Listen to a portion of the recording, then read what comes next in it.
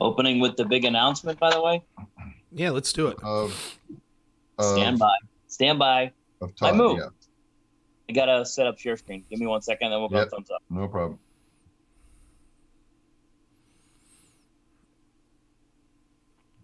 I go on in 30 seconds, Milan. I'm just letting you know, baby. I gotta tell everybody. I love her so much. Yeah, so. I'll tell you said so. It's so funny. It's like, yeah. Oh, man. Oh, man.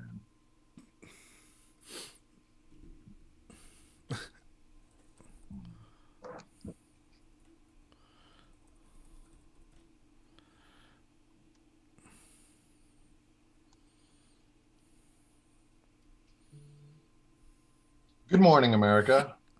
How are you? Today is Sunday, November 29th, and this is Pushback. And Pushback is brought to you by Normal America, and Rob Knorr, and Pennsylvania Patriots Radio. Thank you for joining us on another week of mighty events in our country.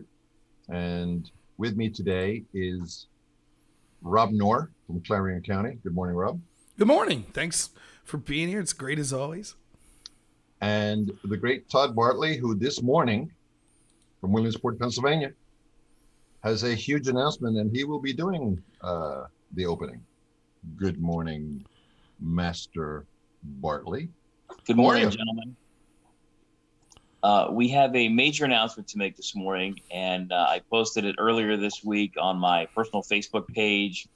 It was also posted on the individual that I'm going to name on their Facebook page and also on their website. And it's none other than a former guest of ours on this very program in the person of Wendy Bell.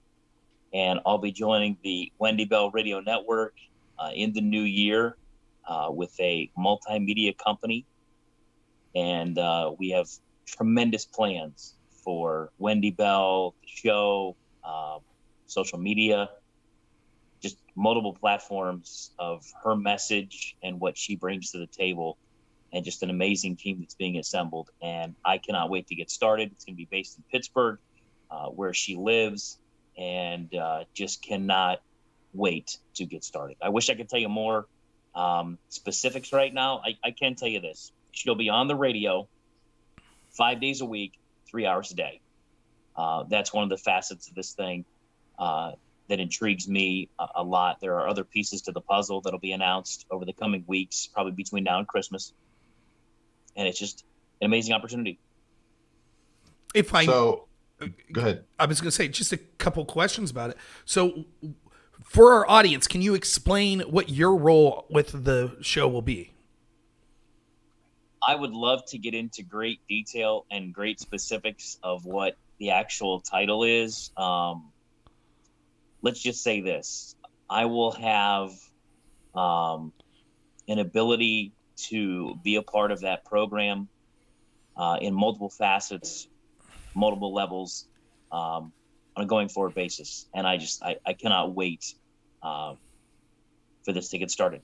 And from a minimal of a coordinating basis is basically what Robert is asking, right? At least a coordinating basis of some sort, right? Yeah, there's a lot of that's a fair word, and it's one of those words in the English language that has two O's, which I saw that over the internet over the weekend. Can you name a word in the English language that has more than two O's other than food? Yes, coordinator, coordination, right? Emerson Boozer, monsoon. Yeah, so there's a lot of. Wasn't that hard? That's exactly right. Right.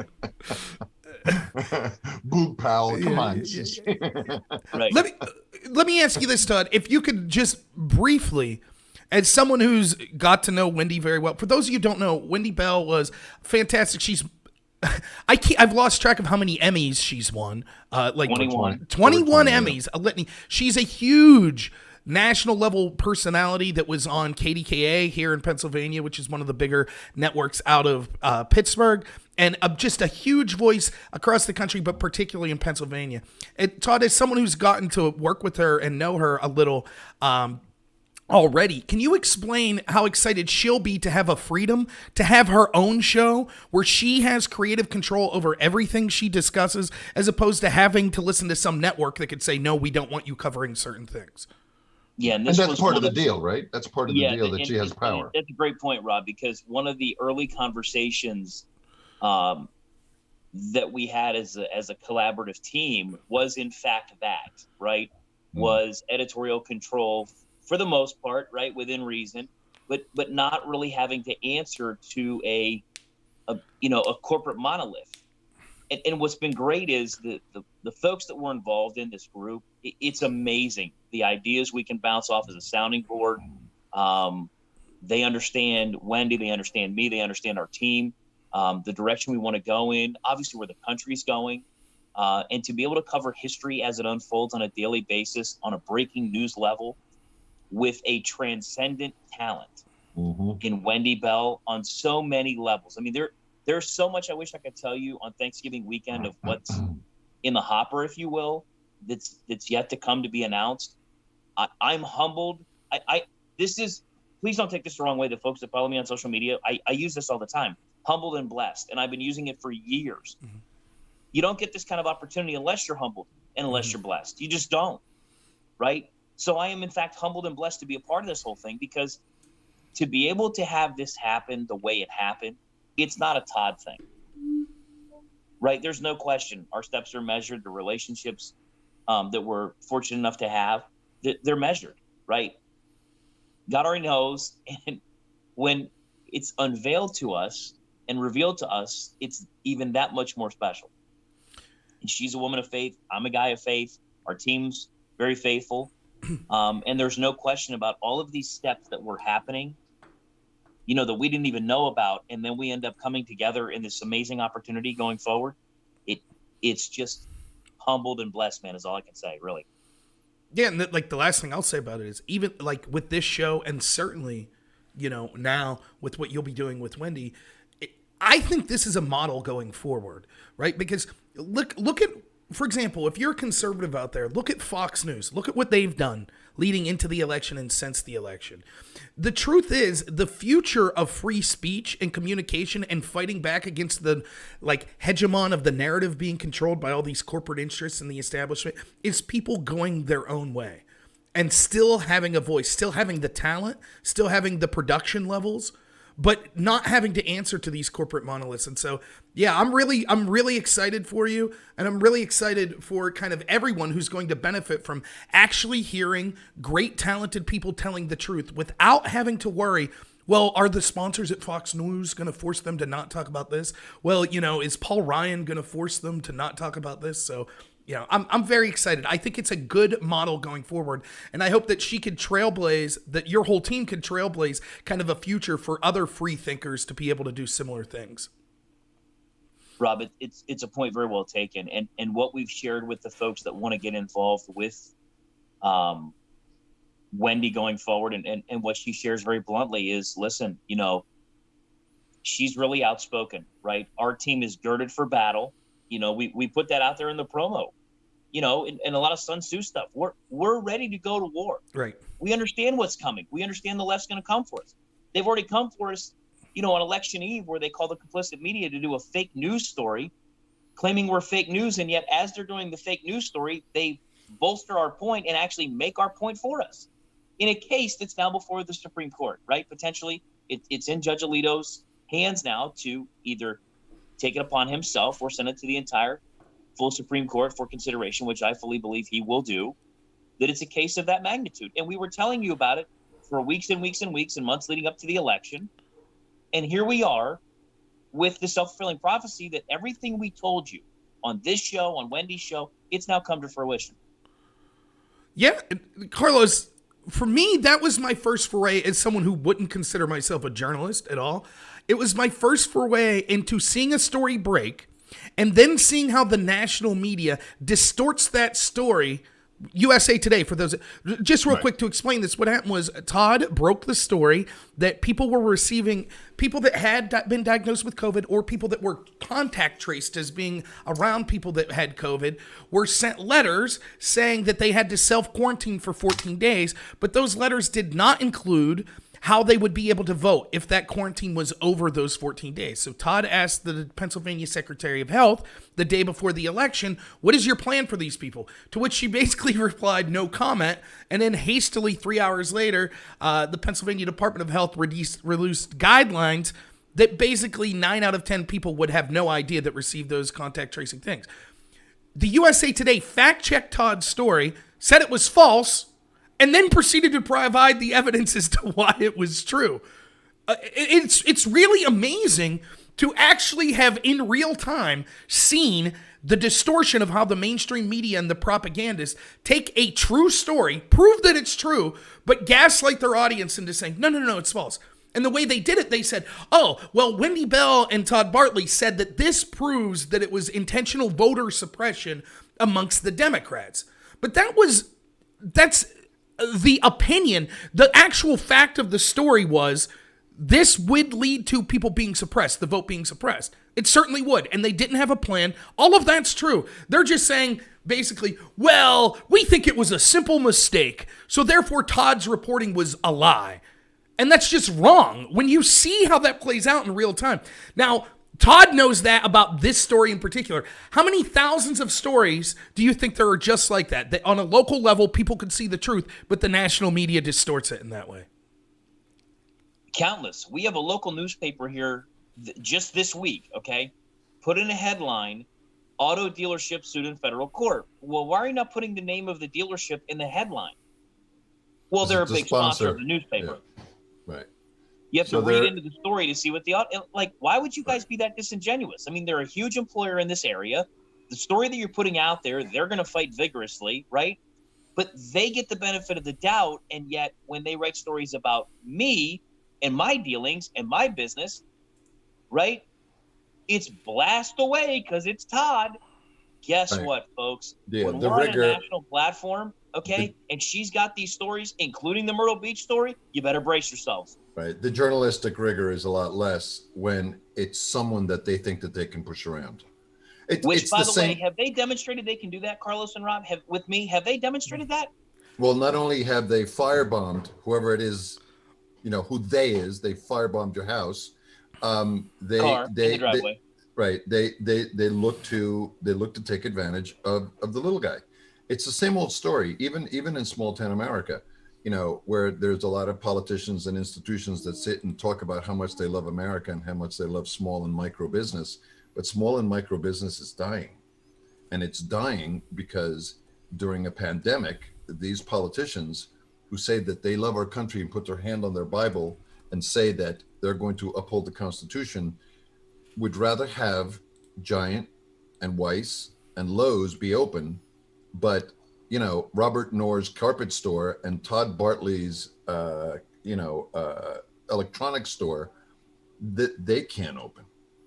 Where it should have been the other way around, right? It should have been the little small town bodegas and the little stores that sell groceries that were open and the big stores that were closed. And then you could have basically had a way to be able to give the big people money and let the small people and small and micro businesses earn their money, which is all they've ever wanted to do. I mean, the stories that Robert tells about truckers that he knows is ad infinitum of that story of we just want to be left alone and we want to go to work. It's not complicated. Well, and it's just not. The irony is the same. Remember, this is what one of the things that really upsets me is that we have ceded control of the narrative to the establishment and to the left. So much so because of all of these institutions that control the narrative, which is why I'm so excited for Todd and Wendy's team to be fighting back against this, and that's why I'm happy to do it on this show. So much so though that they claim moral superiority. right? So it's not just that this is the old trope. Republicans think Democrats are wrong. Democrats think Republicans are evil, right? It's more than just Republican and Democrat, but there's a lot of truth to that. And what you see is the same people that are advocating for the lockdowns, they're saying that they're morally superior to you, and they're the people that cares about the small business. They care about the little guy. How do you justify that the very politicians and policies you're voting for have doubled the wealth of Amazon, increased the wealth of Walmart 80%, but devastated small businesses? Right. Where is that cognitive dissonance where you say, I'm sticking up for the little guy, so I advocate the lockdowns, which then devastate the little guy? And you say, well, if you just give me more power, I'll make sure that we take care of the little guy. I mean, it's nonsense. And I wanted to just say this real quick. Another story, and I think you'll both get a kick out of this, just real quick. I'll make it as quick as possible. My high school I went to is called Red Bank Valley High School. In 2016, I think it was CBS did a national story where they sent reporters into Red Bank Valley High School to discuss the election. And overwhelmingly, the people at this rural Pennsylvania high school said they would if they were able to vote. And in their mock elections, they voted for Donald Trump. Now, my sister, who's 20 years younger than me, goes to that high school. And so there was a CBS story ran right before the election, which my friend was very excited to call me and say, Rob, look, my house is on national TV, because they had about 40 Trump flags on their house. So it was on national TV. They were very excited. So I watched the story. And basically the story said, the crux of the story was this. Well, in 2020, now and even in this rural area, votes are switching from Trump in these high schools, right? And so it followed a group of people in these high schools that were like, I'm voting for Joe Biden. And at the end, it ends by saying, and as the mock election finished, Donald Trump still won in this school, but Joe Biden received a large percentage more votes than Hillary Clinton. I was like, okay. I talked to my sister. You want to know what the truth was? See, the first time, Hillary Clinton received like 3 votes out of like 300 something. This time, Joe Biden received like 12. But if you watched the national story, you were like, oh, well, Biden narrowly lost. Even in places like rural Pennsylvania, he's incredibly more popular than, well, yeah, the difference between like 3 votes and 10 votes. That was the difference. And it's just as funny because I think to my sister and to other people that are in that school, it was their first foray of seeing how distorting the national media could be. Because they know the truth. They were there. They saw that Biden got his clock cleaned in their mock election. But the media, they technically told the truth. Biden increased his percentage of votes in that school over Hillary. But the truth is, the real truth is, he got crushed. And I think that, like, it's one of those things. Scott Adams talks about this a lot. Let's say you're an expert in a particular field, regardless what it is, genetics, engineering, carpentry, whatever. You see the national media report a story, and because of your expertise in a field, you're like, that's just not true. I know because I've done this my whole life. I've been in this field for 40 years. That's not true. And yet, you will still have the cognitive dissonance to say, well, I assume they're just wrong about the field I know. They must be right about everything else. Like, do you see kind of the ridiculous nature of this? It's like every single time that we could see the actual look at the story with the microscope, almost every single time, the media is distorting it. So it really, I mean, it's just funny to see it in your real life and to see things that you could actually confirm with your own eyes because you were there to see how they distort it. Red Bank Valley High School is at the confluence of New Bethlehem and South Bethlehem, just off the Brookville exit. That's right. I see you know it. Yeah. Yes, I've been by there a couple of times here recently. So it's just north of Pine Furnace. Someday there'll be a sign up there that says, home of Robert Knorr. Now, I don't know if that's because of fame or infamy. Maybe I'll do something really horrible. Just as you come into the bend, right? Just as you come into the bend, there's the statue right in front of the school. That's right, yeah. Selker Brothers there, right at the bend, yeah. That's my town, baby. That's where I grew up. 459 students in the district, Carlos. Yep. It's a metropolis, I'm telling you. So going back to the point that we're making about the moralization of these people that say that love our country, I wanted to, and I hope you have sharing up, Rob, Todd. I do. I wanted to show you something. Just bear with me for a second. And see, I was waiting on your questions about the move, but okay. I took care of it all. Yeah, you did too. You actually did. All right. So this is a post by the Southside Restaurant Pizzeria Tavern yesterday. And this is the image that they posted. right there. So that's 1, 2, 3 state police officers from the alcohol, ATF, yeah, or the LCB or the ATF, probably the LCB. the Bureau of Liquor Enforcement. Yeah, Liquor Control Board. Right. So the image on Wednesday, November 25th, around 5:30 p.m. This is a half an hour after the 5 o'clock curfew on Wednesday. He said, 3 very professional state police officers with the Bureau of Liquor Enforcement reminding us that Governor Wolf wanted all restaurants and bars to stop serving alcohol at 5 p.m. and auditing our COVID compliance. Several weeks ago, those of us that self-certified our restaurants agreed to rules that would allow us to operate at 50% capacity. Todd, at some point, I'd like you to talk a little bit more about self-certifying. It's the first time I've seen the term. Okay. Rules such as masks for all employees, masks for all guests when not seated, no bar top seating, alcohol sales only with food, sanitation, or anything a customer touches, seating of all guests, 6 feet spacing between parties that don't know each other, in one door out the other, isn't easy, but we did it on a daily basis. A few customers verbally abused our servers and left, threatening to never return. Then 48 hours before the biggest day of the year for bars and restaurants with liquor licenses, the governor arbitrarily decides that alcohol sales had to cease at 5 p.m. and restaurants had to reduce their capacity to 10% from 5 to 2 a.m. the next day. To 10%. Let me just underscore that. So, if abiding by all the guidelines established by the governor was safe on Tuesday and Thursday, why not on Wednesday? What changed that made us less safe for a 9-hour period beginning 5 p.m. on Thanksgiving Eve? Nothing changed except this governor wants to cripple the hospitality industry and make all citizens kowtow to his excellency, and this was another opportunity to do so. We do not deny that there is a virus. We have friends and family who have been affected, but we cannot hide from a virus. What we can do is respect it and modify our behavior to minimize the impact on those most at risk. Making sacrifices is one thing, but giving up our civil liberties and personal freedom to a few individuals in Harrisburg is not an option. Under our state constitution, governors do not write laws, legislators do. Governors sign legislation into law.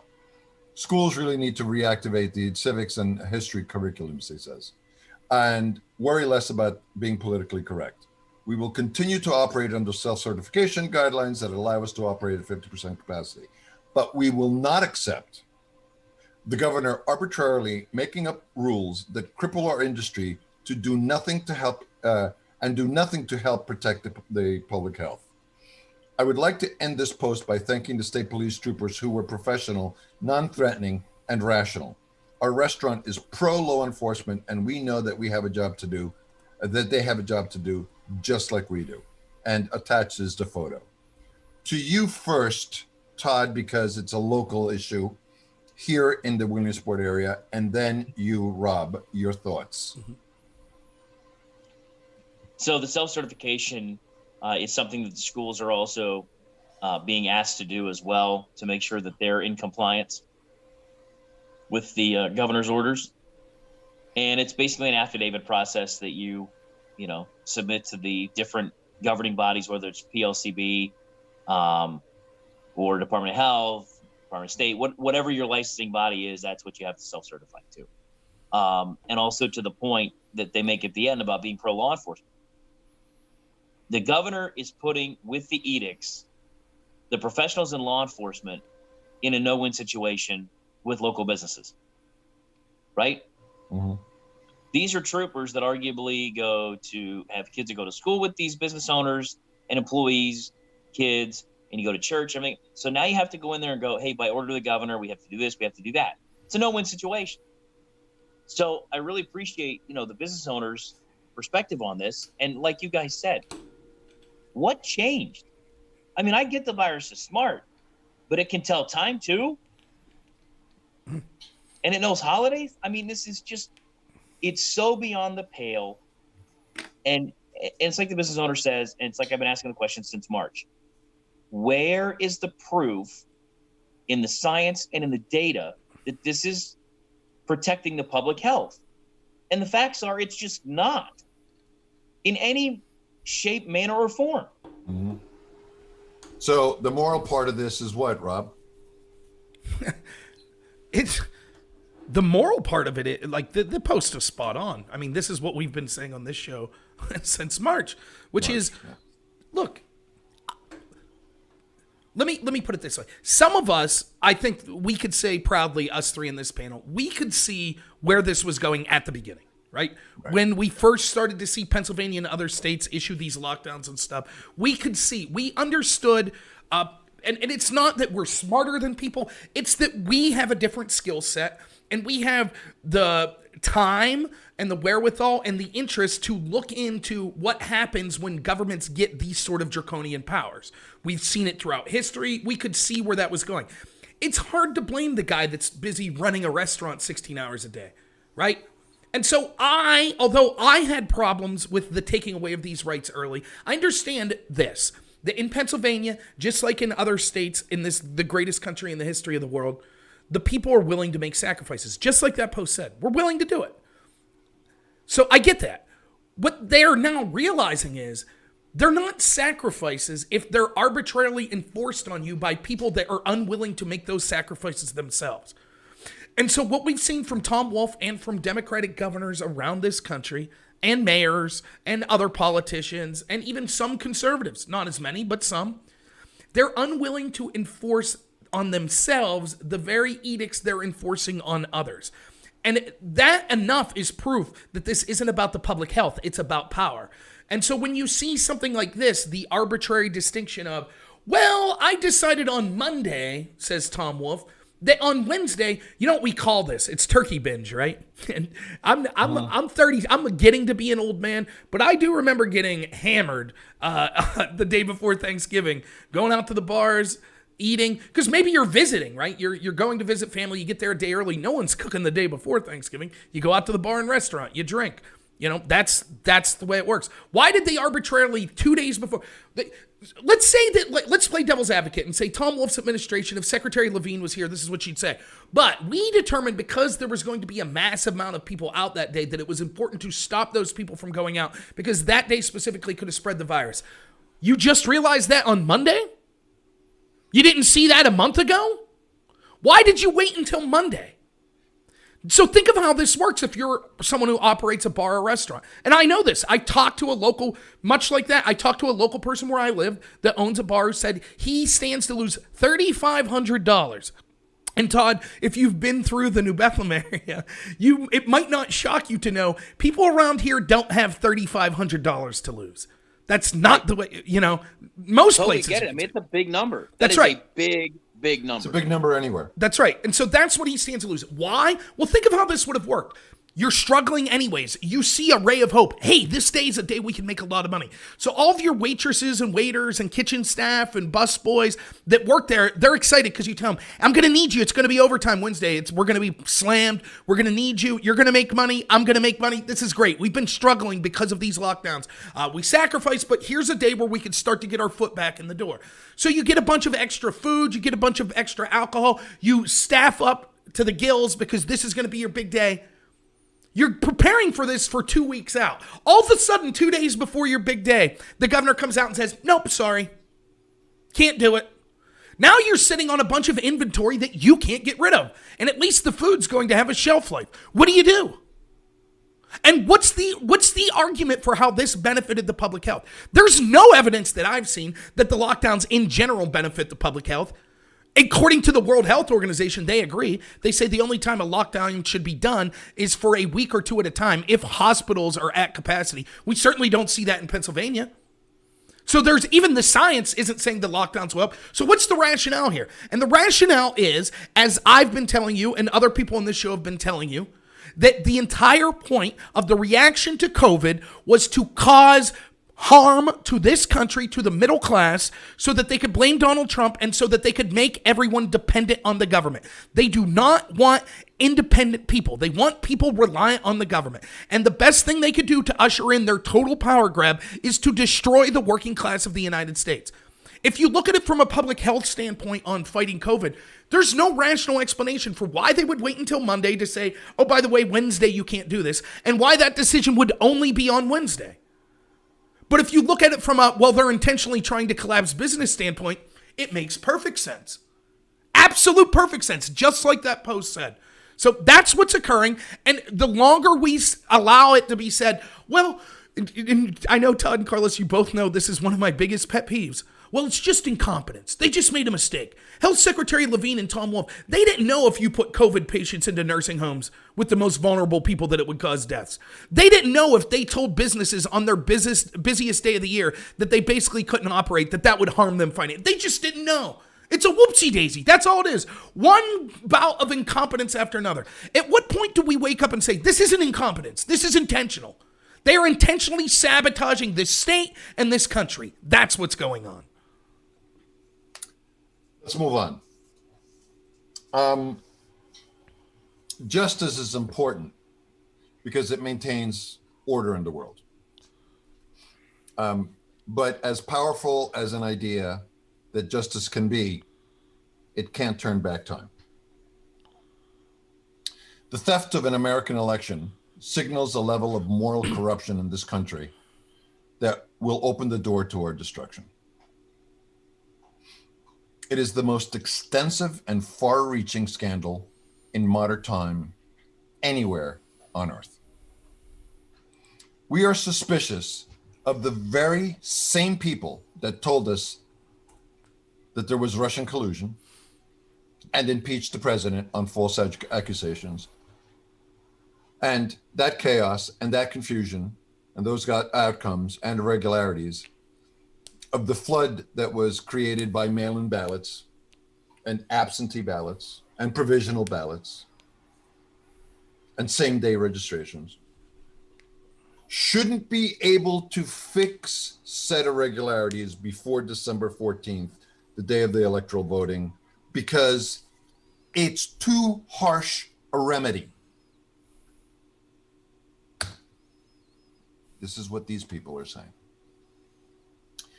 The greatest existential threat to America are Democrats and the mainstream media because of their collective cheating at the local level.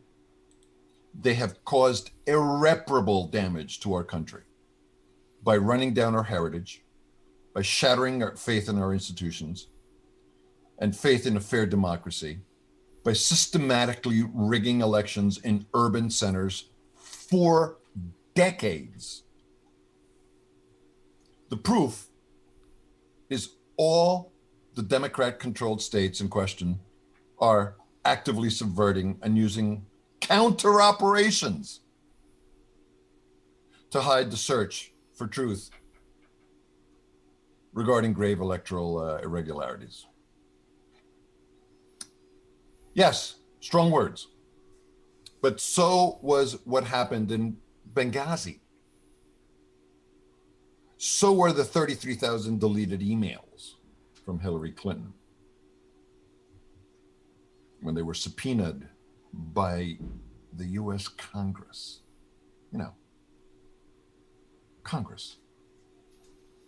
And the completely false investigation and persecution of General Flynn. If there is no relief or justice regarding this election,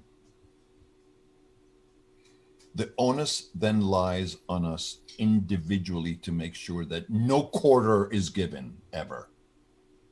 No corners are cut. No pleas are offered in the name of upholding and enforcing the rule of law with others in our personal lives going forward or anywhere else. Is that what you really want?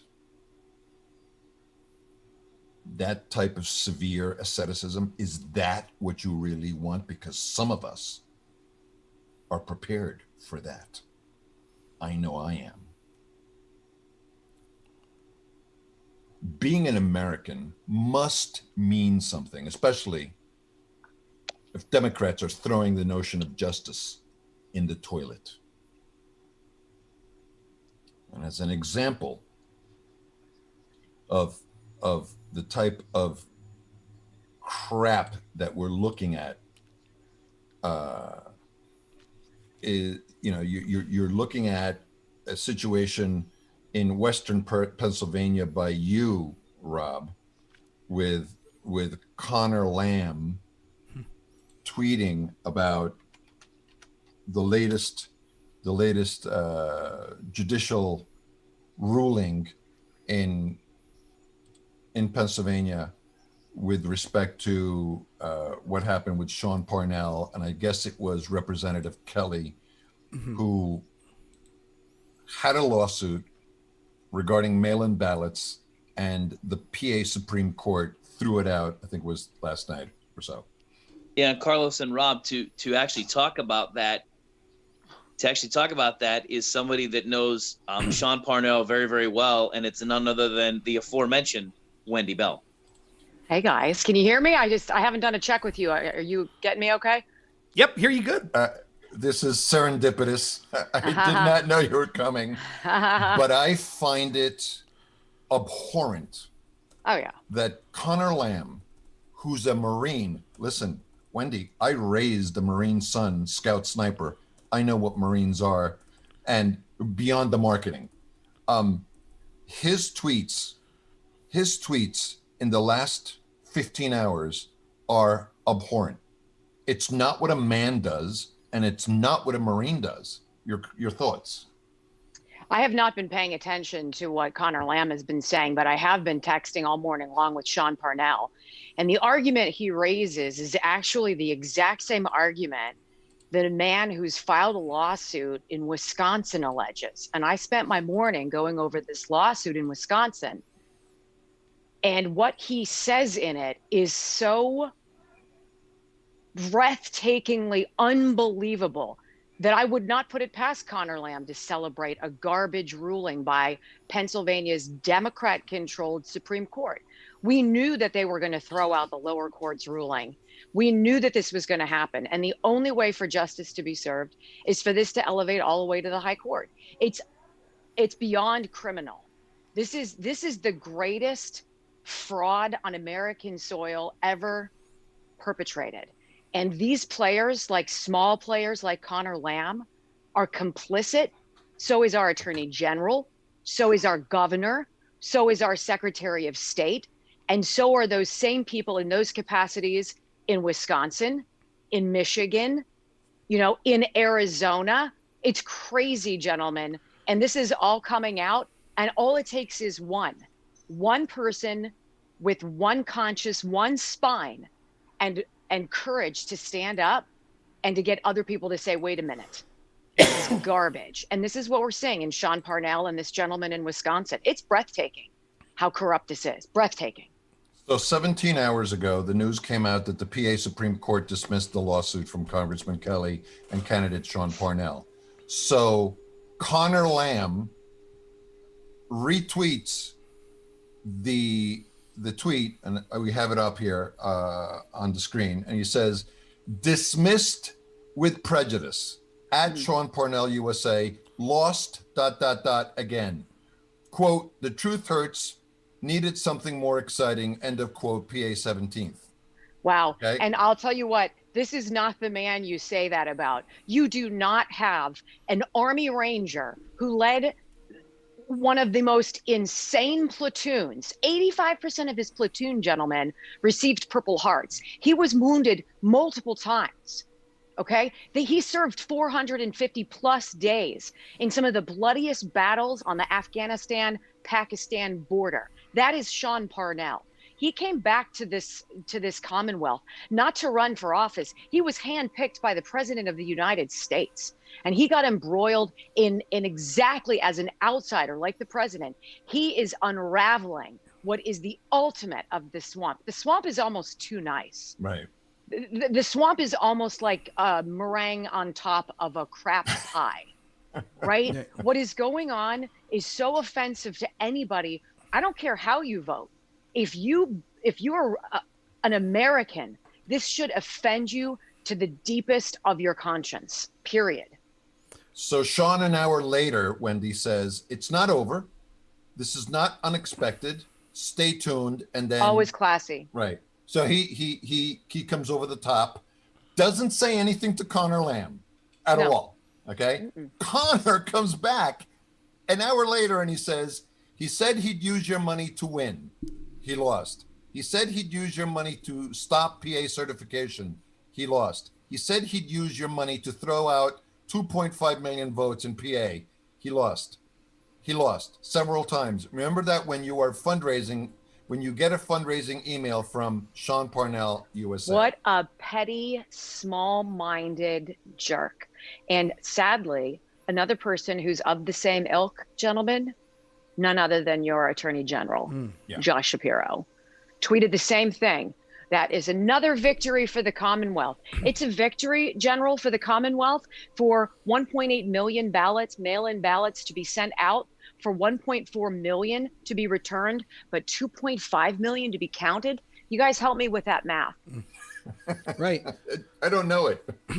But since we have you, 700,000 more. Just as all right, Todd, the math guy, nailed it. Since we have you.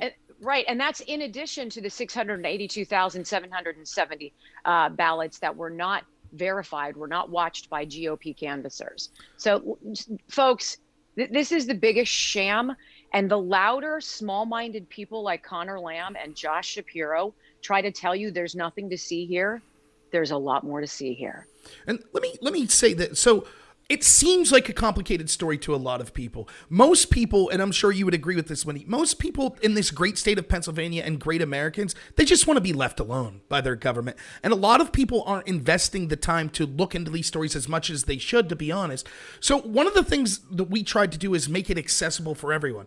So could you just briefly discuss kind of the double standard for someone like Connor Lamb, who for 4 years, based on claims of a British spy named Christopher Steele, using as a subsource a Russian spy in Russia, you know, our sworn enemy that the FBI said was a danger to our country. They took that information unverified and had a 4-year investigation. People like Connor Lamb were all for it. But when we have American heroes like Sean Parnell that's blowing the whistle on what he sees as corruption, the reaction is the complete opposite. And to me, that's how the American people, even if you think the story is complicated, if we were going to take time to listen to a Russian spy and take 4 years to make sure their claims weren't true, why the pushback against American heroes like Sean Parnell?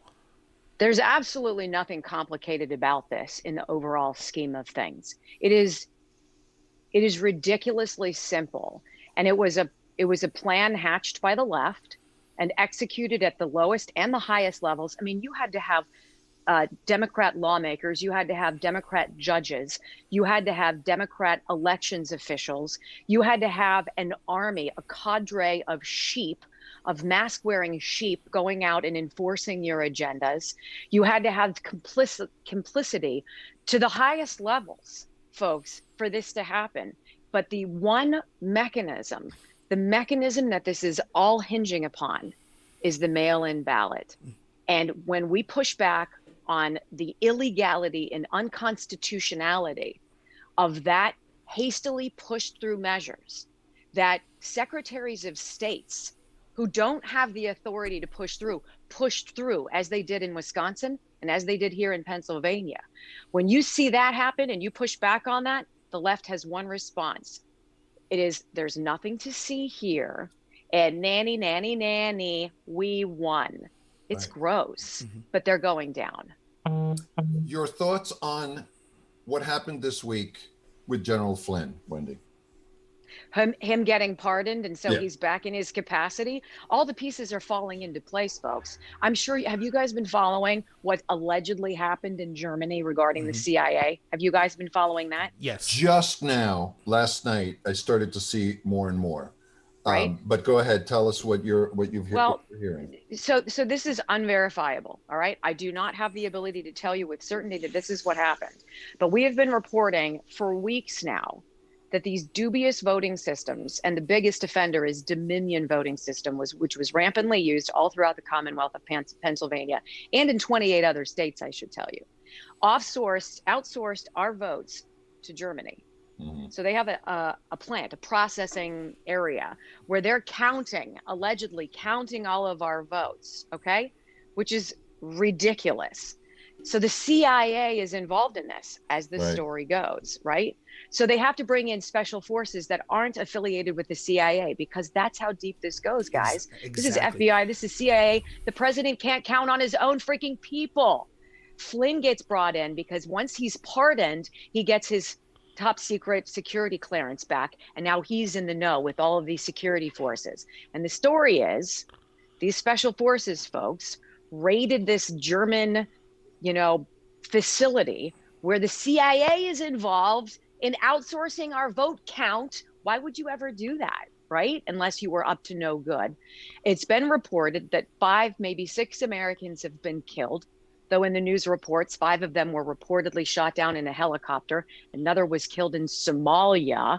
They're not tying it to Germany, as my reporting has been finding. Again, I can't tell you with certainty that this is what happened, but they have information on these servers that will prove, ostensibly, the vote changing, the spike in numbers for Joe Biden and others, and they will prove that this is all concocted to perpetuate the biggest fraud in American history. It's insane. And that is why they distance themselves from Sidney Powell and the mainstream media saying, look at what happened, another failure for the Trump campaign. I'm like, are you kidding me? There is nothing that happens that is not specific, purposeful, and with a meaning.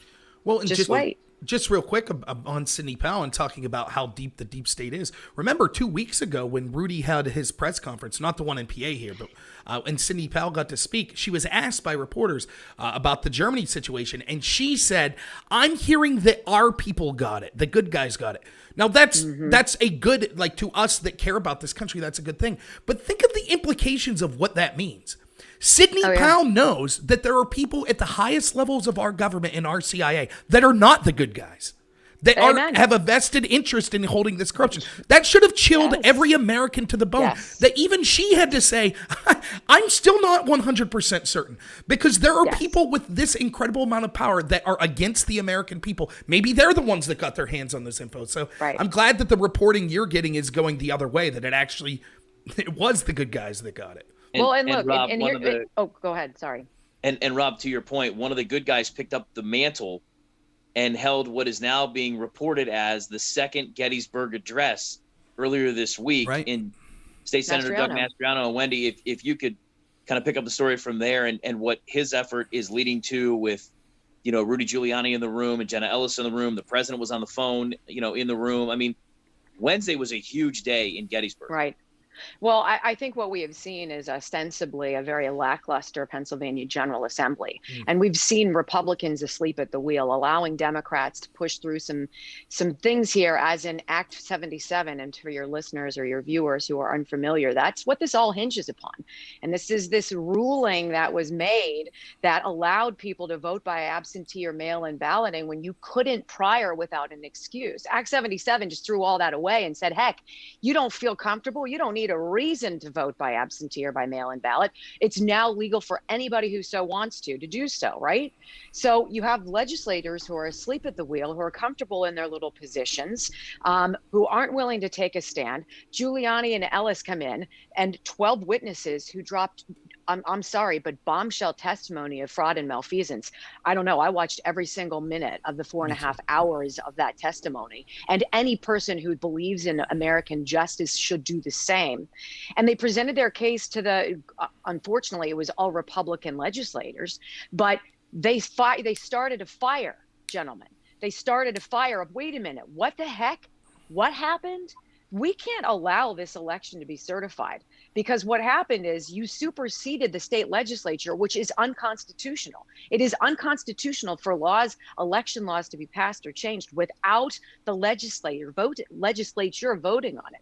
And so what's going to happen is those election results must be declared null and void. It cannot be certified. And in so doing, now the state legislature, which is run by Republican control, they have to pick the electors who will then certify who won in Pennsylvania. This is what's going to happen. This is going to happen in Wisconsin. It's going to happen in other states, Georgia. It has to. For there to be any kind of believability, and for 75 million Americans to have the understanding that their vote matters, and that they weren't diluted by all of these bogus mail-in ballots that were received but were never mailed out. Come on, this stinks so wholly. It's unbelievable to me. What are your words to the 10-year-old Wendy Bell in explaining to her the incuriosity of a U.S. Marine regarding voting irregularities in his own state? He's on the take. He's as deeply entrenched as they are. There's a reason these folks don't want us to know the truth, guys. And it's simple, because not only is this about stealing an election, it comes down to money, money, money. And when we find where the money goes, where it's gone, how it's been used, who's complicit, you got John Roberts, I believe, as the Supreme Court Chief Justice entrenched in this. You've got a governor in Georgia entrenched in this. I believe Tom Wolf is involved. I believe Kathleen Bookvar is involved. I believe Gretchen Whitmer is involved, and Connor Lamb for sure is involved. So to the young people who watch, who are paying attention, if you're not curious about all these people standing up and saying, wait a minute, this isn't about Donald Trump. This is about the United States of America, and leaving for all of our children an America that doesn't look like the United States of Venezuela. Mm-hmm. And just real quick, before you run here, it's not, let's not kid ourselves. It's not just, oh, and if you have an R next to your name, you're a good guy. You think there's a reason that Mitt Romney's not out there telling Trump that he needs to concede, right? Take them all down. That's right. They're in on it too. All of them. Yep. It's a fantastic distinction that you just made, because what I was going to say was in my mind, the main difference that we see between the Republican Party and the Democrat Party is that Republicans want bad people out, no matter how they vote. Get out. If you're corrupt, beat it. Democrats, by and large, seem to be lockstep with the corruption, and they will go down with the ship. They will. I want anybody who's corrupt out. And if that means it was Donald Trump, if they had with Donald Trump in the impeachment, I said long ago, if he was guilty of stuff, he needed to go. Yep. Who's the one person, folks, who's not been guilty of any of this? Who's the one person who hasn't taken any money? Who's the one person who's not entrenched in this fraud? Donald Trump. Right. Interesting, isn't it? Right. Well, and you have people in New Jersey like Menendez, who it's the crimes are unspeakable. And yes. they celebrate these people. Mm-hmm. The New York Times celebrating the Iranians. The Democrats and the media, in my statement right before you came on, are destroying this country. And Rob and Todd and I have been, I guess, since March. This is the byproduct, Wendy. We're not here to compete with you in any way. But we felt compelled to do something, because no one was saying anything. Yeah. And other than Mastriano and Diamond and the new speaker in Pennsylvania, there is nobody putting themselves out on the line and taking a risk of losing their office to stand up and say, this cannot stand. Correct. And that leads me to something that happened recently, and you teased on Black Friday. So tell us about the exciting news. And I got to tell you something. As I'm looking at you here and I see your Emmys behind you, some of the greatest things I've ever seen ever is when you ran down Cuomo and told him that this is what an Emmy looks like. And that little 9-minute segment I reposted on the Lycoming County Republican page, because it was, and I said, if there's anything better on the internet right now than this, please post here. And it was just gold. So tell us about what's happening in your future, and the fact that our brother Todd Bartlett is going with you. Thank you. And I think the absurdity of Andrew Cuomo receiving an award for his role in managing what has to be the most Farcical. obnoxious, display of ineffective leadership to me. I'm like, it's true. Everybody is absolutely lost their mind. So when I held that up, I'm like, do you have any idea how hard I've worked for these? You've effectively now, in handing out to Cuomo an Emmy, ruined anything that I've ever done in the past. But what's coming up, it's going to be very exciting. I'm going to be back on the air, and the opportunity here to go and be beyond just southwestern Pennsylvania, to push into other states, to go in a direction that's much bigger and much more broad, to push common sense, not just common sense conservative values, but just a love of America, a love of truth and data and justice and fairness out there. And I think we're going to find a captive audience out there, because this isn't happening. And Todd is going to be joining me. I've lured him into the darkness with me, and we will have much more in specifics to report coming up. But it's happening. It's going to be exciting. It's coming soon. Thank you very much. I got to step out right now because our next guest is coming on. But thank you so much for coming, and I'll let you walk us out, Todd. Thank you. Wendy, thank you so much, and cannot thank you enough. Do you want to tease potentially tomorrow's show and what may be coming on your show tomorrow at 11 a.m.? It's a work in progress right now. I have just been scrubbing the floor, Todd, because when I get frustrated, I have to clean. And in reading some of the news from overnight, it gets me, it's offensive. And I will call it out in living color live tomorrow, starting at 11. The BS board will be loaded, ready to go. And we'll walk not just Pennsylvanians, but anybody who loves America through the next phase, because it's truly jaw-dropping what's going on, Todd. And can you, just real quick, can you tell the viewers where they will be able to listen to your show tomorrow? Absolutely. So I do it live on Facebook under Wendy Bell Radio. That's my handle. I am disenchanted with Facebook. I think it's terrible how they censor conservatives. So you can also watch it on wendybell.com, my website. And I also have a YouTube channel. Wendy Bell Radio is the handle there. So join us and always join in. We get comments and conversations from all across the United States and beyond. I think 20 different countries now as well. So it's a pleasure to join you, gentlemen. Thank you for allowing me to have a few minutes of your time. Well, thank you so much for being here. And let me, on behalf of Carlos, also apologize to you in working with Todd for his not great sense of humor and love of Ohio State football. So get ready to deal with a lot of that. So duly noted. Thank you. Thanks so much for being here. Talk to you soon. Take care, guys. Peace. See you. That's all right, Rob. That's fantastic, right? And I hope that people, first off, I would guess 90% of the people listening to us right now know who Wendy Bell is, and they're very excited that she came on. But if you're out there and you don't know who Wendy Bell is, I strongly encourage you to go to wendybell.com, check out her show. Is the time of that show going to be 11 a.m. every day? Is that when it's starting?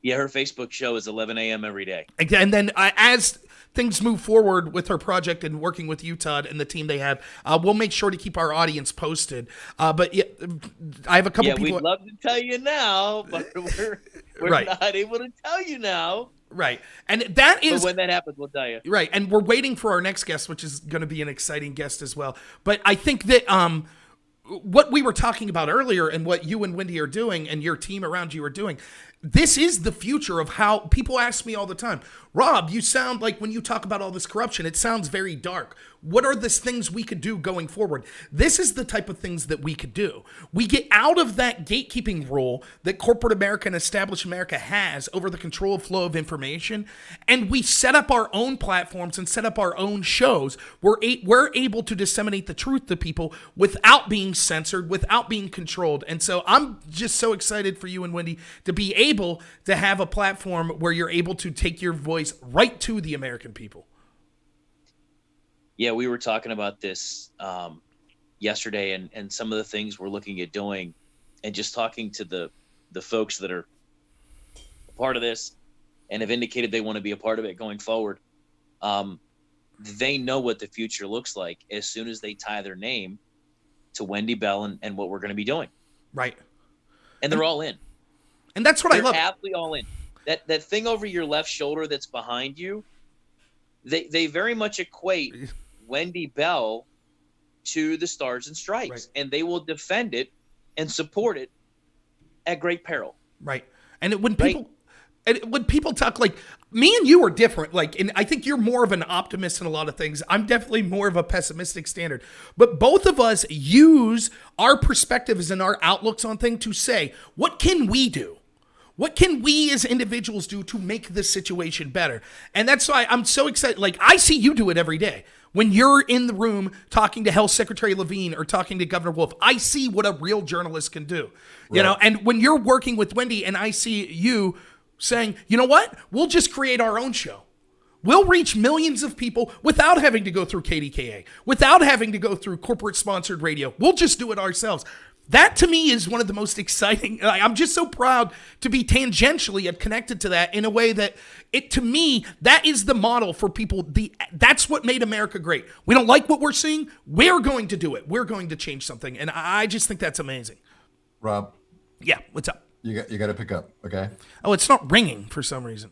Yeah. Go ahead. All right. So we're working through a technical issue right now with our guest that's coming up at noon. So is Carlos and Rob troubleshoot getting the guest on. And this is a guest that joined us on our 24-hour pre-election special that dovetails perfectly and flawlessly with what Wendy Bell just reported and alluded to, if you will, with some of the situation that is now floating around in. Carlos, if you could hear me, man, it's not ringing. Let me send you the number again. But, there we go. Call from. So apparently technology has now decided to work. Accept, press 1. All right, so we should have Carlos. You there? I am, and I'm here with Lieutenant Colonel Tony Shaffer. Good morning, Colonel. How are you? I'm well. How are you? Doing fantastic. You're here Great. with Robert Knorr and Todd Bartlett, and we just got off the phone with Wendy Bell here locally in Pennsylvania. So we're all still here. It's just a matter of and we were talking bringing about the guest General into the waiting Flynn, room. and that's why we wanted you to come on and talk a little bit about what happened this week with the presidential pardon of General Flynn and all the other permutations from your point of view. So yeah, look, it's I think it's gratifying that Mike is finally free and clear and able to get back into doing what I think the nation needs him to do, which is lead and be very clear on how to change and make accountable both the intelligence community and, frankly, foreign policy. President Trump has made it very clear that he has linked our economic success to our foreign policy success. Mike Flynn understands that, and I think Mike can get more directly back into the game. And while I haven't talked to Mike yet, he and I have texted back and forth a couple times. Mike is looking forward to getting back into the middle of things.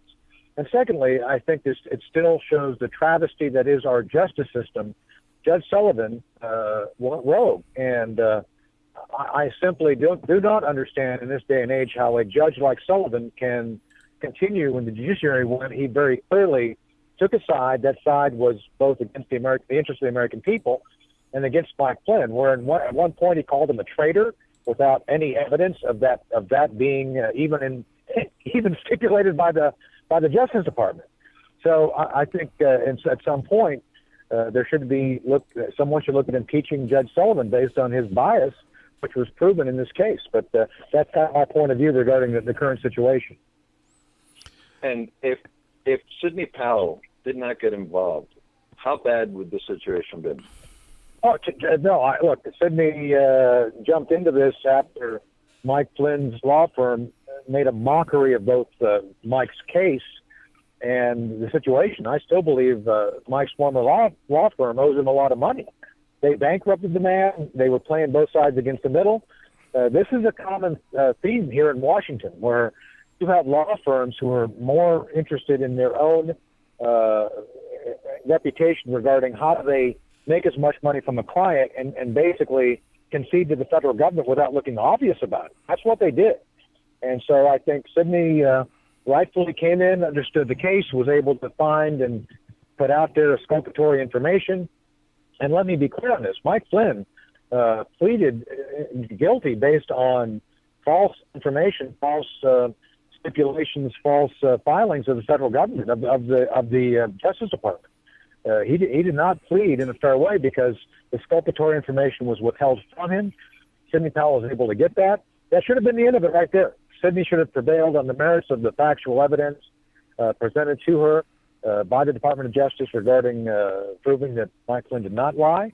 But unfortunately, the system set up against Mike Flynn and her. So, she did a great job of defending Mike, and Mike is only here because of Sidney Powell's ability as a lawyer. You personally know Mike Flynn, and I do not, but everything I see of him is he's an incredibly strong man. He's a patriot, one of the greatest patriots our country has to offer. Can you just talk briefly, if our government, if our institutions could do this to a great man like Mike Flynn, is there anyone that if they decide they want to attack, they can't treat as horrendous as this? No, look, I'm a former whistleblower. The government, if the government decides you're the enemy, you become the enemy, and they will throw its full weight behind that, no matter who you are, no matter how much truth you're telling. Mike Flynn was an enemy of the deep state, and I'm going to use that term, and it drives people nuts, because he knew literally the wrongdoing they participated in during the Obama administration. And let me be clear on this. There is a cabal of people who get together and make really bad decisions. And it isn't always sinister. Sometimes it's just stupid. They make really stupid, bad policy decisions, which results in the loss of blood and treasure, and they don't want to be held accountable. So someone like a Mike Flynn comes along and says, hey, I'm going to hold you accountable. I'm going to review all the operations. I'm going to look at cutting your budgets. That jeopardizes about 90% of the people in this town because they make money off of incompetence and bad policy. I'm just telling you. So when you see a Joe Biden looking at trying to pick the same failed policymakers and politicians from generation after generation, someone like a Mike Flynn comes along and says, I'm gonna upend your game. He becomes a threat, and that's exactly why they go after people like Mike and others who try to tell the truth and try to hold them accountable. That's why you see this vicious attack of him and others who try to basically do what the American people want, which is hold people to accountable standards, and why you see them going after him, trying to make stuff up to put him in jail. And I just have one more question, just real quick. One of the things that I'm trying to do, and I know we try to do in this show, is we do want to reach across the aisle. I don't think that this is just a left-right issue or Republican-Democrat issue. No, I agree. So if you could just... Look at Tulsi Gabbard. That's right. If you could briefly explain why, even if you're someone that maybe doesn't vote for Donald Trump, why the treatment of Mike Flynn and other stories, such as the story that broke immediately after the election, that generals intentionally lied to the duly elected leader of this country about how many troops we had in Syria, because they universally decided we don't like Trump's plan, therefore we'll lie to keep troops there. How is that a danger, even if you're on the left? It is a danger because what you now see, and I hope people who are traditional, I would call them traditional, or the liberals who actually are still liberal, what you see before you is a cabal of the neoconservatives and neoliberals. These people are not actually anything more than people who believe in the state. They're statists. And so people like Tulsi Gabbard, look, I know Tulsi. I like her a lot. I don't agree with her policies on a lot of issues, but she's honest the way she approaches these things. She puts it out there. And look, she put out there some very uncomfortable facts about Assad and about Syria that she was attacked vigorously for. And she never once defended Assad. Right. She said, we need to look deeper at what happened.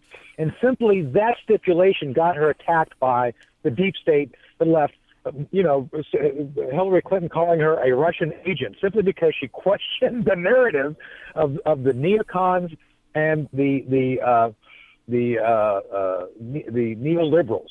Yep. And that's dangerous. And so it is not a left-right issue. It's actually those conscientious liberals who have always wanted free speech accountability, anti-war.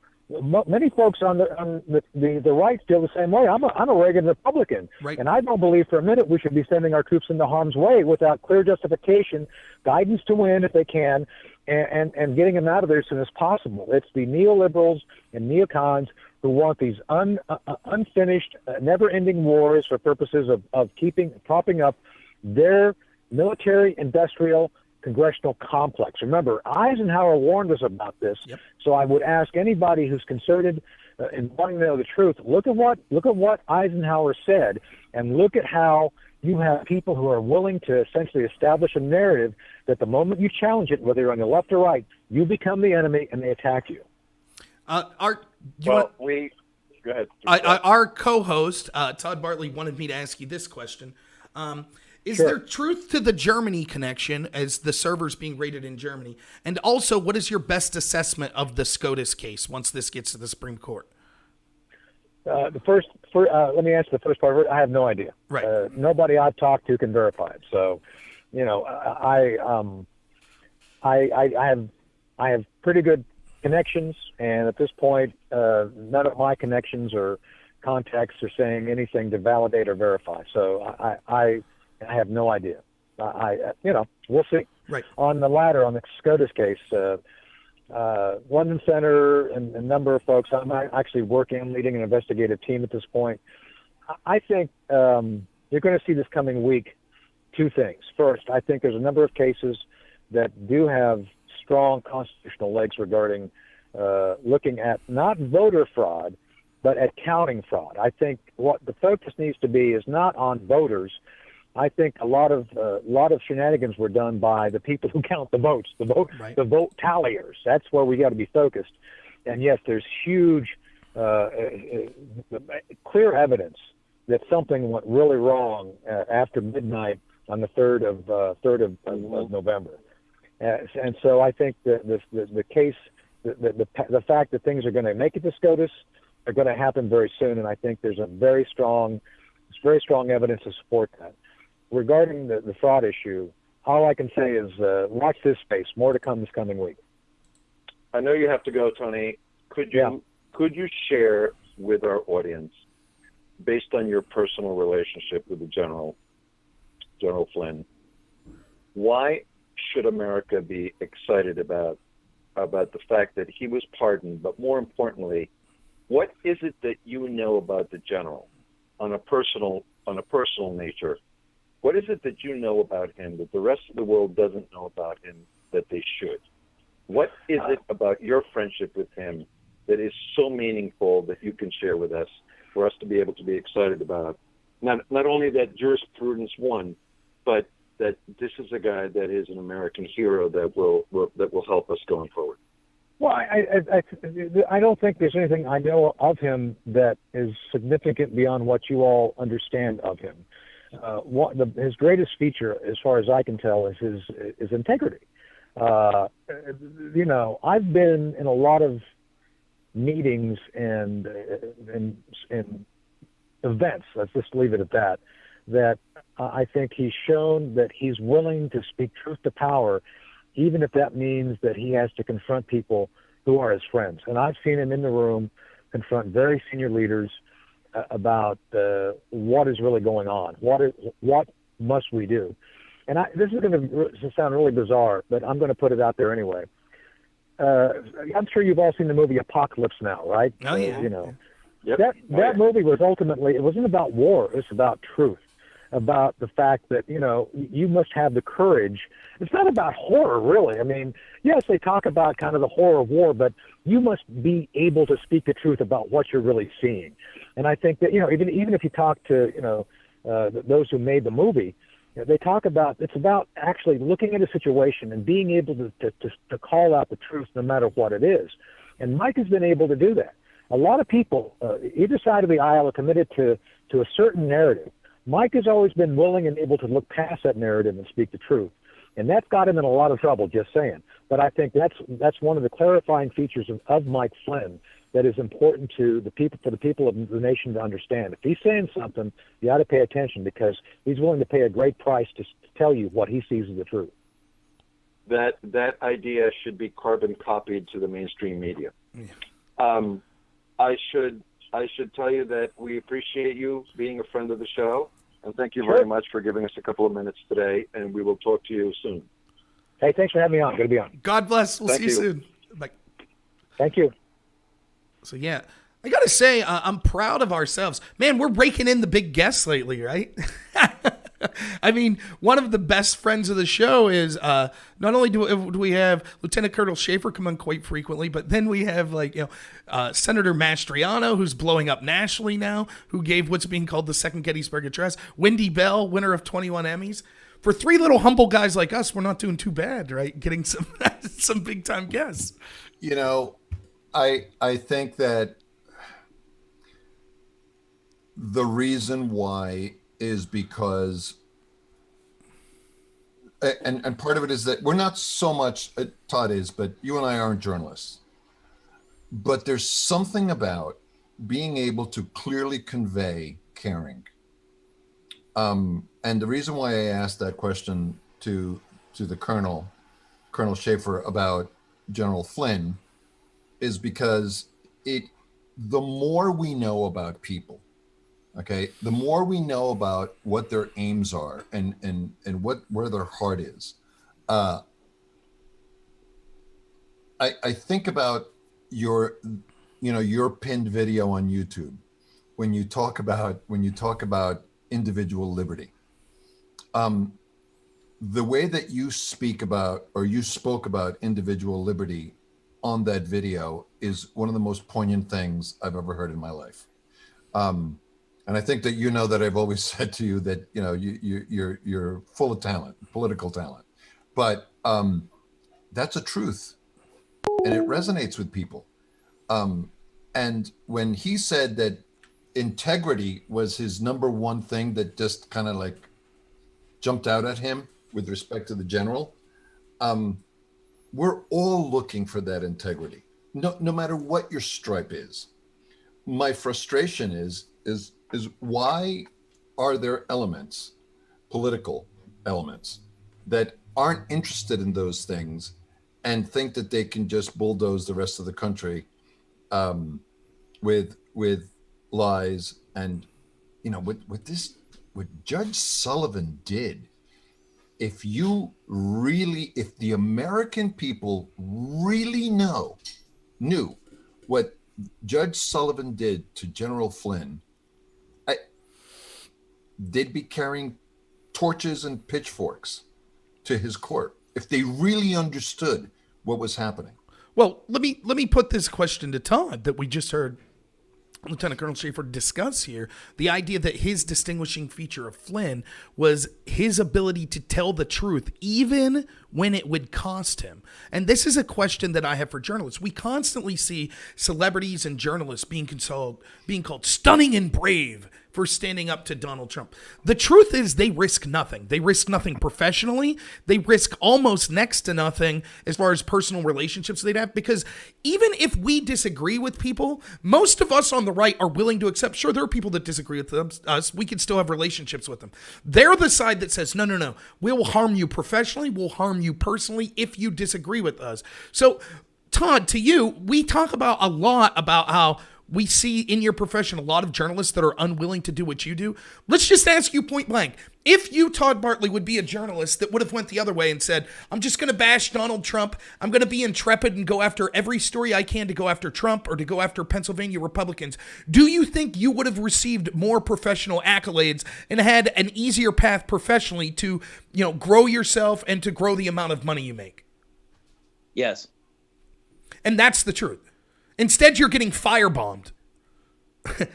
That's what's happening with Todd Bartlett, because he took a professional and personal risk. He took telling the truth and actually taking a journalist more serious than professional success. Can I put my translator hat on for 2 seconds with the Colonel? Yeah. When you asked him my question about the Germany situation, let me put my Army military intel translator on for just a moment. And you don't let it get lost, folks, that he's on an investigative team. So he can only say so much. Exactly. But when he says to our audience, and first of all, thank him for his time, by the way. He says, well, this person and my source and this and that, we really can't this and that and the other. That's translation for, shh, you're going to awaken the Kraken. Right?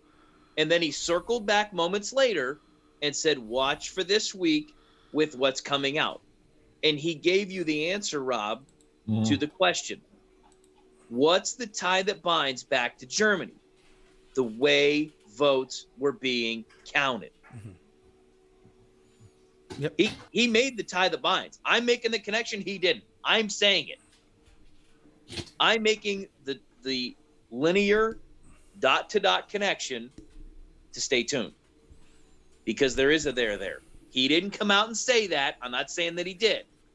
What I'm saying is in the information that he provided, he can neither confirm nor deny, right? Yeah, because a lot of that stuff is still classified, likely, and the truth hasn't really come out. It is concerning that American lives were lost, in trying to secure those computers and that information, if true. I'm not saying it is. We don't know. And as you can imagine, if you're like me, guys, you get stuff all the time. And last night I had 3 different people send me the post from, and I'm looking right now to try to, oh, I'm sorry, looking in the wrong place. The story was broken by beforeitsnews.com. Beforeitsnews.com, and the title of the story, it was sent to me last night, very late last night, was Mike Adams, DOD versus CIA firefight in Frankfurt as covert war against the deep state rages across the globe with 5 U.S. soldiers killed, plus video. So this is what was posted late last night on beforeitsnews.com. I've never heard of that. I've never heard of that media outlet. So unless there is another media outlet that I respect that comes out with its story, the Wall Street Journal, the Washington Times, Kim Strassel, Molly Hemingway, maybe? Or something like that, I'm not going to give it any credence. Yeah, Todd, what you say? Go ahead. Yeah, think about that for a minute. Let's just hypothetically run it out, right? Hypothetically speaking, Carlos and Rob, who will be back in just a moment. Carlos, if there's any validity to this story at all, think about that for a minute. A firefight in Germany to secure potential evidence? Right. So I'll give you a point of interest that makes me believe that there's something going on. And remember, we didn't have a CIA annex in Benghazi either, remember, until we did. Right. Sidney Powell referring to her comments, regarding her comments of, we think the good guys got it, I believe, is what gives credence to this story. Listen, Sidney Powell, in a very short span, and let me know what you think about this, Todd, being a journalist, has gotten an unbelievable watershed of credit and trust in this country based on what she did for General Flynn. I don't think I've ever seen. Have you ever seen that before, where there's one person that just rises to the top and you completely and totally believe them. And I've never seen anything like the Sidney Powell phenomenon. You sure about that? I can't think of one.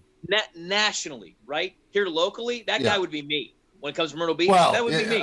But you're not from a journalistic point of view, okay? From an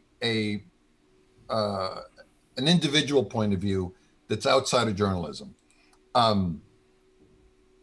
because you work with stories all the time. She's just a regular person who became a story. That's what I'm kind of trying to say. Well, I've never seen anyone rise with respect to how unbelievably trustworthy she comes off as being, especially after what she did with General Flynn. So you tend to give her that space when she's talking about Dominion and she's talking about all these things. I hope they turn out to be right. I'm a little confused about what Kraken means. It's not a shot. I'm just a little confused. I'm still thinking that it's code word for Mike Flynn. Okay. And Shaffer just verified that. Yeah, that he might be involved in being able to help the president reveal stuff that's happening. Yes. This is but he said it. Shaffer said it on election eve that Mike Flynn was the guy that was going in to dismantle the nonsense. Right. He told us that. And now we're watching it in real time, and this is why the pardon had to happen, because Sullivan was never going to make it happen. Right. In court. Right. So Trump says, you know what? Get back in the game right now. My question to you is, does Sullivan know what the truth is? Absolutely. With respect to the fix being in, do you guys believe that? Absolutely. Yeah. Absolutely. Now, this is where I slightly differ from. I agree with everything Todd's saying. I just think that the system's so corrupt that they won't be able to overcome it. That Biden will still be put forth as president. That's my honest belief. I hope I'm wrong. I understand I'm more of a pessimistic person, so don't hate me. But here's the thing, right? Like, if all of this comes to fruition and we see this evidence come to fruition and yet the courts still decide we're not going to do anything about it, what then? What happens then? Because I'm afraid that's where we'll end up. I hope not. If this evidence is presented and the court sees it and says, okay, good enough for us, well, then problem solved. But what if not? Then what? Because this is one of the things I think we get caught with our pants down so many times, where I listen to conservative, you both know this. We talk to conservatives in real life that say Trump, 48 states, he's going to win it all. Bill Barr, he's going to take care of it. Durham, he's going to take care of this. And then when it doesn't happen, we're like scrambling, like, well, what's the plan? So I'm trying to prepare. Let's assume that Sidney Powell's not able to prove this, or that the courts refuse to accept it. Where do we go from there then? What happens? That's the primordial question. And I think that's why and don't get me wrong. I hope I've been wrong before. I also said Trump wasn't going to win in 2016. So I hope I'm wrong. But let me say this. This is why one of the big focuses, the difficulty is I can't see what Sidney Powell's looking at. I can't see what General Flynn's looking at. I can read reports that I can't verify about, conflict and 5 soldiers dying in Germany. I could read that. I could read affidavits, but I can't see the evidence behind the affidavits, right? And by the way, this is something, even if you think Biden won, this is something that you should be outraged about. Why do we live in the most sophisticated country in the history of the world, and we can't count ballots within a few days of an election? Why can't the American people right now be able to go on and see, here's exactly how my district voted. Here's exactly how many mail-in ballots there were. Here's exactly how many in-person votes there were. We should be able to see that. We should have been able to see that 2 weeks ago, let alone today, so that we could check these claims easily for ourselves. But because we can't see that, one of my focuses that I'm trying to make is, there is a second way that the election was stolen, not just voter day or election fraud the day of the vote, but the policies, and Wendy was speaking to this, the failures of the Republicans to stop the cheating. Look at how Wendy phrased this, right? How many people had to be involved for this sort of fraud to occur, right? You needed people like Josh Shapiro. She says Tom Wolf. You needed judges. You needed poll watchers. You needed all of these people willing to engage in this fraud. That doesn't occur overnight. That is something that's been set up over years and years and years and years of losing these small battles, which then culminated in losing the war, right? And so, yes, we need to push forward every evidence that we could see of election day fraud. But if we don't fight to change things like tech censorship, the massive control of the mainstream media, which is exactly why I'm so excited for what we're doing here and what Todd and Wendy are going to be doing, going outside of that gatekeeping role that the mainstream media has. Those are the types of battles we also need to be fighting, because that's what I know about. And I know this: if we don't start to fight back, if things continue as they are, 4 years from now, they won't have to steal one ballot, because the propaganda will be so thick that they will be able to convince a plurality of voters against their own best interest. Exactly. But sorry, Todd, I saw you wanted to say something about kind of Sidney Powell and those types of issues. Well, the thought about it is, we've seen in so many states that if the algorithm that they've put out through Sidney Powell is correct, that it was like 1.25 compared to 0.75 for Trump, right? Was it really just 75 million votes for Trump, or was it exponentially more than that? Mm-hmm. No, I think there was. I think that's yeah. I think that, but strongly suspecting and believing that that's the case is different than being able to prove it. And being able to prove it is different than the courts being willing to act on that proof, right? So those are two hurdles. Like, for example, we can go till we're blue in the face with the numbers. For example, every bellwether state went for Trump. Every demographic that we traditionally look at that Trump would need to win or do better in, Trump did. It's just these few cities that all happened to stop counting votes, that hundreds of thousands of votes then came in the middle of the night when Republican poll watchers weren't allowed there, that overwhelmingly, in the testimony here in Mastriano's hearing, they said of the 600,000 votes that came in Pennsylvania that were these mass dumps of like over 100,000, only 3,200 went for Trump. That's a ratio of over 98% of those ballots for Joe Biden. That's statistically impossible. However, knowing that, you still have to prove that there was fraud. It's the equivalent of watching a sports game and saying, you know, throughout the course of the season, the referees called 90% less holding penalties on the New England Patriots than any other team.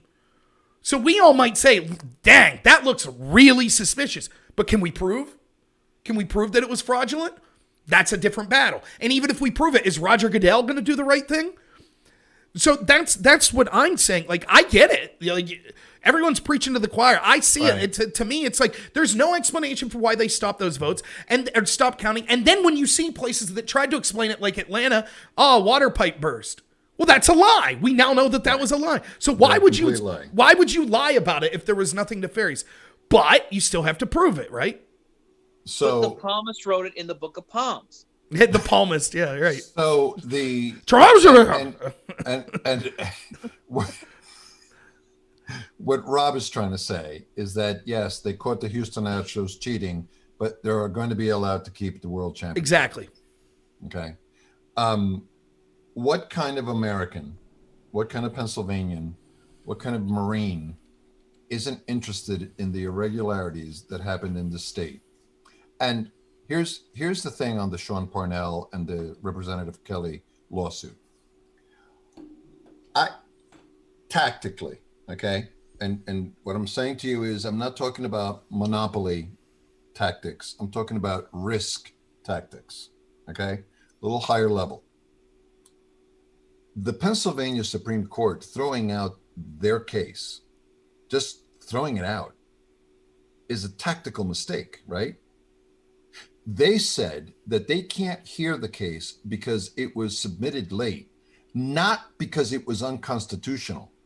And you could sit there and say all you want with respect to the Supreme Court not wanting to be involved in states' rights. But when it affects a national election, I believe now more than ever, because I was with Rob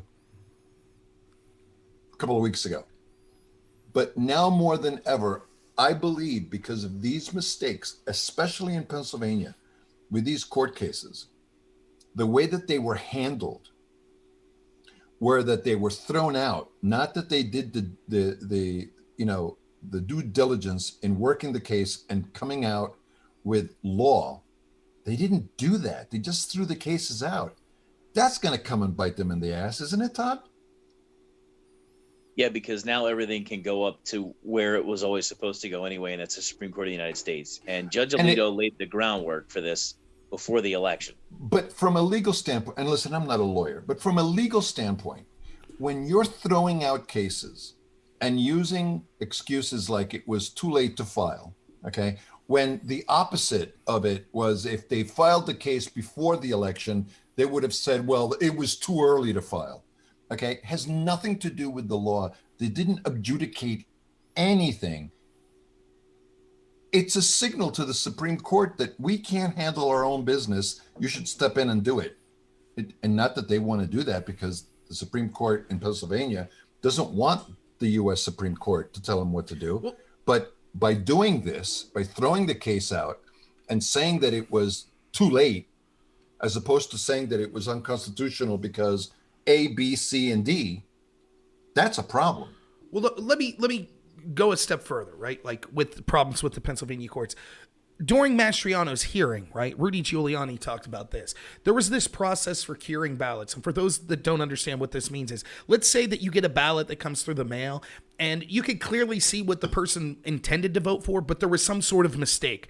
They didn't properly sign their name or something like that. Mm-hmm.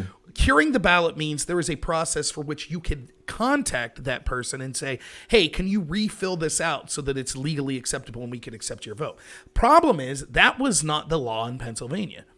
So you might be saying, so isn't that just making sure every vote counts? That works. Well, here's what they found out. They only took steps to, quote, cure those ballots in areas like Pittsburgh and Philadelphia that they knew would be overwhelmingly for Joe Biden. In places like Williamsport or Clarion, where we live, in kind of central Pennsylvania, that they knew would be going to Trump, they did not do that. So this was a way that they disenfranchised voters in areas that they knew would be predominantly for Trump. Now, Rudy says when this case went to court, here's what the court decided. They said, well, what you should do is tell those people in central Pennsylvania to file a lawsuit saying they were disenfranchised because they weren't allowed to cure their ballot. But Rudy's point is, but that's not the law.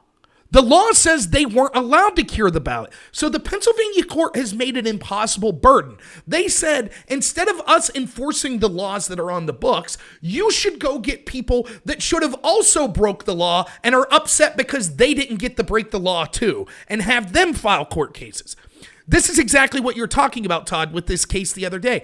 They put forth these impossible burdens that say, you should have filed the case preemptively to the fraud occurring in order to stop the fraud. But now that you've proven that the fraud occurred, we refuse to hear or to talk. We're not saying that the case isn't without merit. We're just saying it's too late to file it. Right? Now, we'll see if the Supreme Court, what they do about it, but I just wanted to explain to the audience, that's what we're talking. So when everyone's saying, oh, the courts throw out these cases, there's nothing to the cases. The devil's in the details. Why did they didn't throw it out and say there's no evidence of this, such as the ballot curing. They fully admit exactly what Rudy Giuliani alleged happened. They just said the reverse of the truth. They said, well, they should have cured everyone's ballots. But that's not the law. And they didn't cure everyone's ballot. And it's too late now. How would you know, for example, Carlos, let's say you filled out a mail-in ballot. How would you know if you were eligible, your ballot wasn't counted, it was eligible to be cured? How would you know that? You wouldn't know that. So what's your standing to file a lawsuit? It's totally backwards and insane. Not only that, but to take what you just said, the devil is in the details, but so is the cynical Latino. And here's what the cynical Latino is going to say. If you're in Pittsburgh and you're in Philadelphia and you're part of the election board and you're one of those people that are counting votes, you're likely a Democrat, okay? And based on what's happened over the years, you're telling me with a straight face that they're going to cure votes? They're not going to cure votes. They're not going to cure votes. They're going to go and finish filling out that ballot the way that they want it, and they're going to run it through the machine. And then they're going to run it through the machine 2 or 3 more times for good measure. That's how you cure a vote. Well, exactly. And Todd, let me ask you this because you broke the story. Is it not your understanding and belief that it's been a mainstream talking point of the Democratic Party that we need to stop voter suppression? Every vote must count, right? Yet you broke a story the day before Election Day that showed that particularly in votes that would have predominantly gone to Donald Trump, in-person voting in Pennsylvania the day of the election, that people received letters saying that they contact trace for COVID and must self-quarantine for 14 days.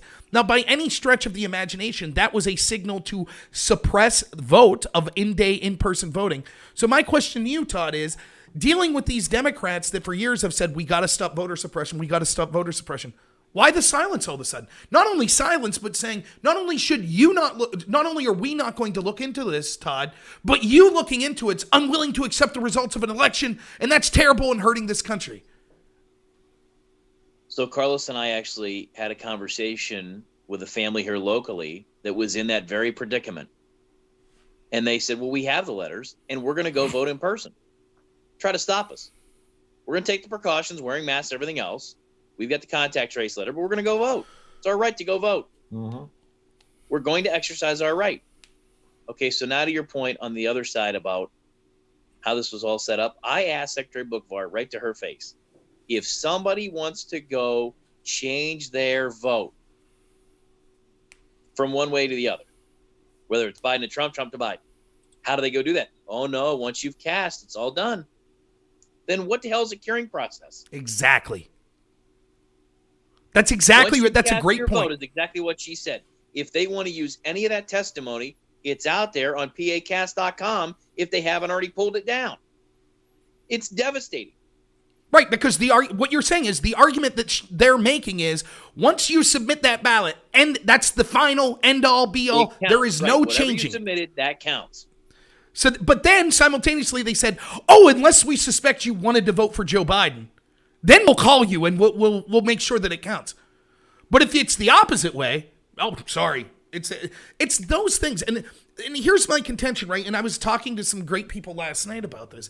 I think the election is close, right? I think Trump won. I think there was enough fraud, though. And I think that this is what Rudy is saying behind the scenes. I know they're saying there's a potential for millions of votes to be switched and stuff, and that could be true. But in particular in swing states like Michigan, Wisconsin, Pennsylvania, Georgia, Arizona, Nevada, I think that it's close, like maybe 48-52, something like that. The reality is, you don't cheat in just one way. You cheat in all of these ways. And all you have to do is flip enough. It's not like you had to flip in each of these states 30 million votes. You just had to flip enough. So when we talk about, you might be listening to Todd's story here and say, well, how many votes were cured? What was it? 10,000, 20,000? That adds up. How many votes were cured in that process? Let's say hypothetically 10,000. How many votes were suppressed because of the contact tracing letters they sent out that would have went to Trump? Let's say hypothetically 10,000. How many glitches accidentally switched Trump votes to Biden? Let's say hypothetically 10,000. How many Dominion votes were switched through that process? Let's say hypothetically 10,000. And on and on and on. Now you're approaching 70, 80, 90,000 votes. Whoops, that's more than the margin of defeat. Right? So you can see the people that are saying, well, was there widespread substantial voter fraud? It didn't have to be one thing changing millions of votes. When they went all in, and we aren't even having a discussion about the propaganda and the total collusion of the mainstream media, academia, the entertainment industry, the tech companies in Silicon Valley, the CIA, all being in the tank, burying stories critical of Joe Biden, and amplifying any garbage that was critical of Donald Trump. When you factor in this death by a million cuts, it's not that any one cut had to be so deep that it was millions of votes switched. It's they did this in every possible way. Little things, suppressing the potential vote, sending out contract tracing letters, curing ballots for Biden supporters but not for Trump supporters, glitches, switching votes, putting in piles of votes in the middle of the night, all of this stuff.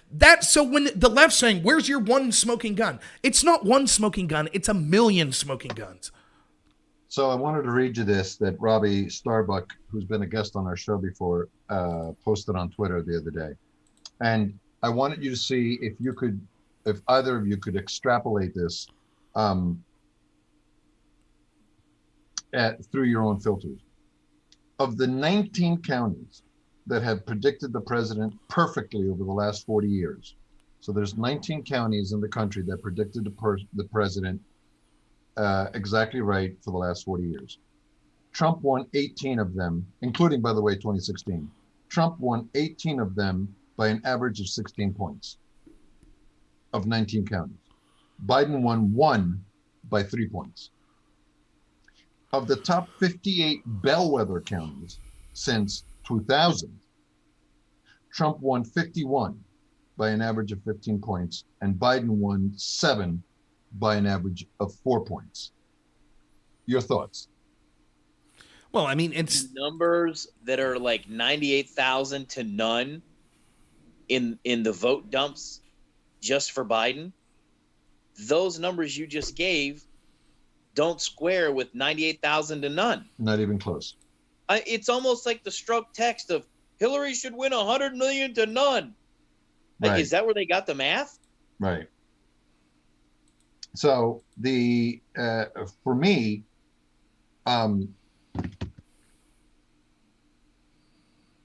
there's a lot to be said about the fact that all voting is local. Okay. Voting in Williamsport, Pennsylvania, the local voting in Williamsport, Pennsylvania, that counted 150,000 votes, including 21,000 mail-in ballots, and they were done and closed and shut, and that hard drive was on its way to Harrisburg by 11:30 at night, is different than the local voting done in Pennsylvania, in Philadelphia, and in Pittsburgh. These are the areas where all the difference was made up, you know, and in my closing, I'm going to talk about it. You know, you inexplicably, to this day, November 29th at 12:46 p.m., no one can tell me why 7 states, all of them battleground states, most of them run by Democrats, why they stopped counting in the middle of the night with the president having a huge lead, and in the morning having that lead disappear. Yeah, and I talked about this on the show, like a mathematician that I saw talking about this. So think of how this works. So there are people out there saying, well, perhaps the city ballots got counted later. And so now that doesn't answer why they stopped counting. No one could give you an answer to that because there is only one possible answer. And that was they stopped to see how many votes they had to catch up. And that's why they went. That's why they stopped. That's what that was about. But, you know, to the people that say, well, the reason that as time went on, these hundreds of thousands of votes started rolling in for Biden, it's because they were in the cities as opposed to the rural areas, so you expect them to be more for Biden. But several things on that. First, that might be true in the abstract, but it's not true that you would have 600,000 votes come in and 98.5 of them would be for Joe Biden. If that was true, if that was something, then surely we'd have seen that replicated in cities throughout the country. What is it about Philadelphia that just certain, and it's, by the way, when you look at it, it's not just the votes in Philadelphia, right?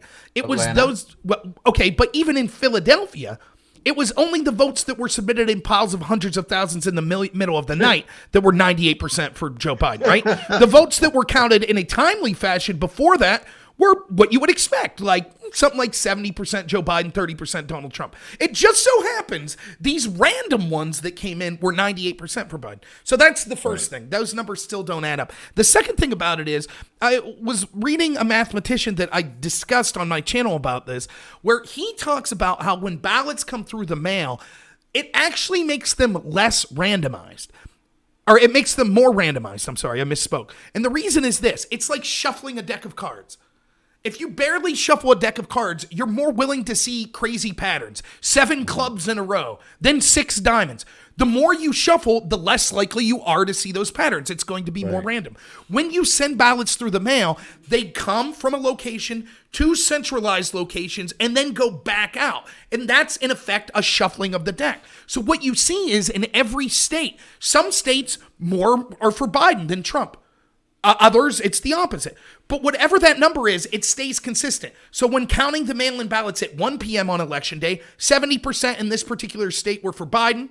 At 3 p.m., 70% were for Biden. At 5 p.m., 70% were for Biden. Now, in-person voting, you're more likely to see spikes up or down because it's not shuffled that way, right? Mm-hmm.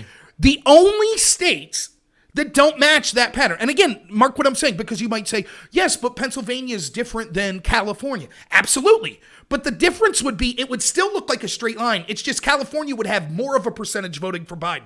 So maybe 80% of the votes in California went for Biden, but it would be a stable line.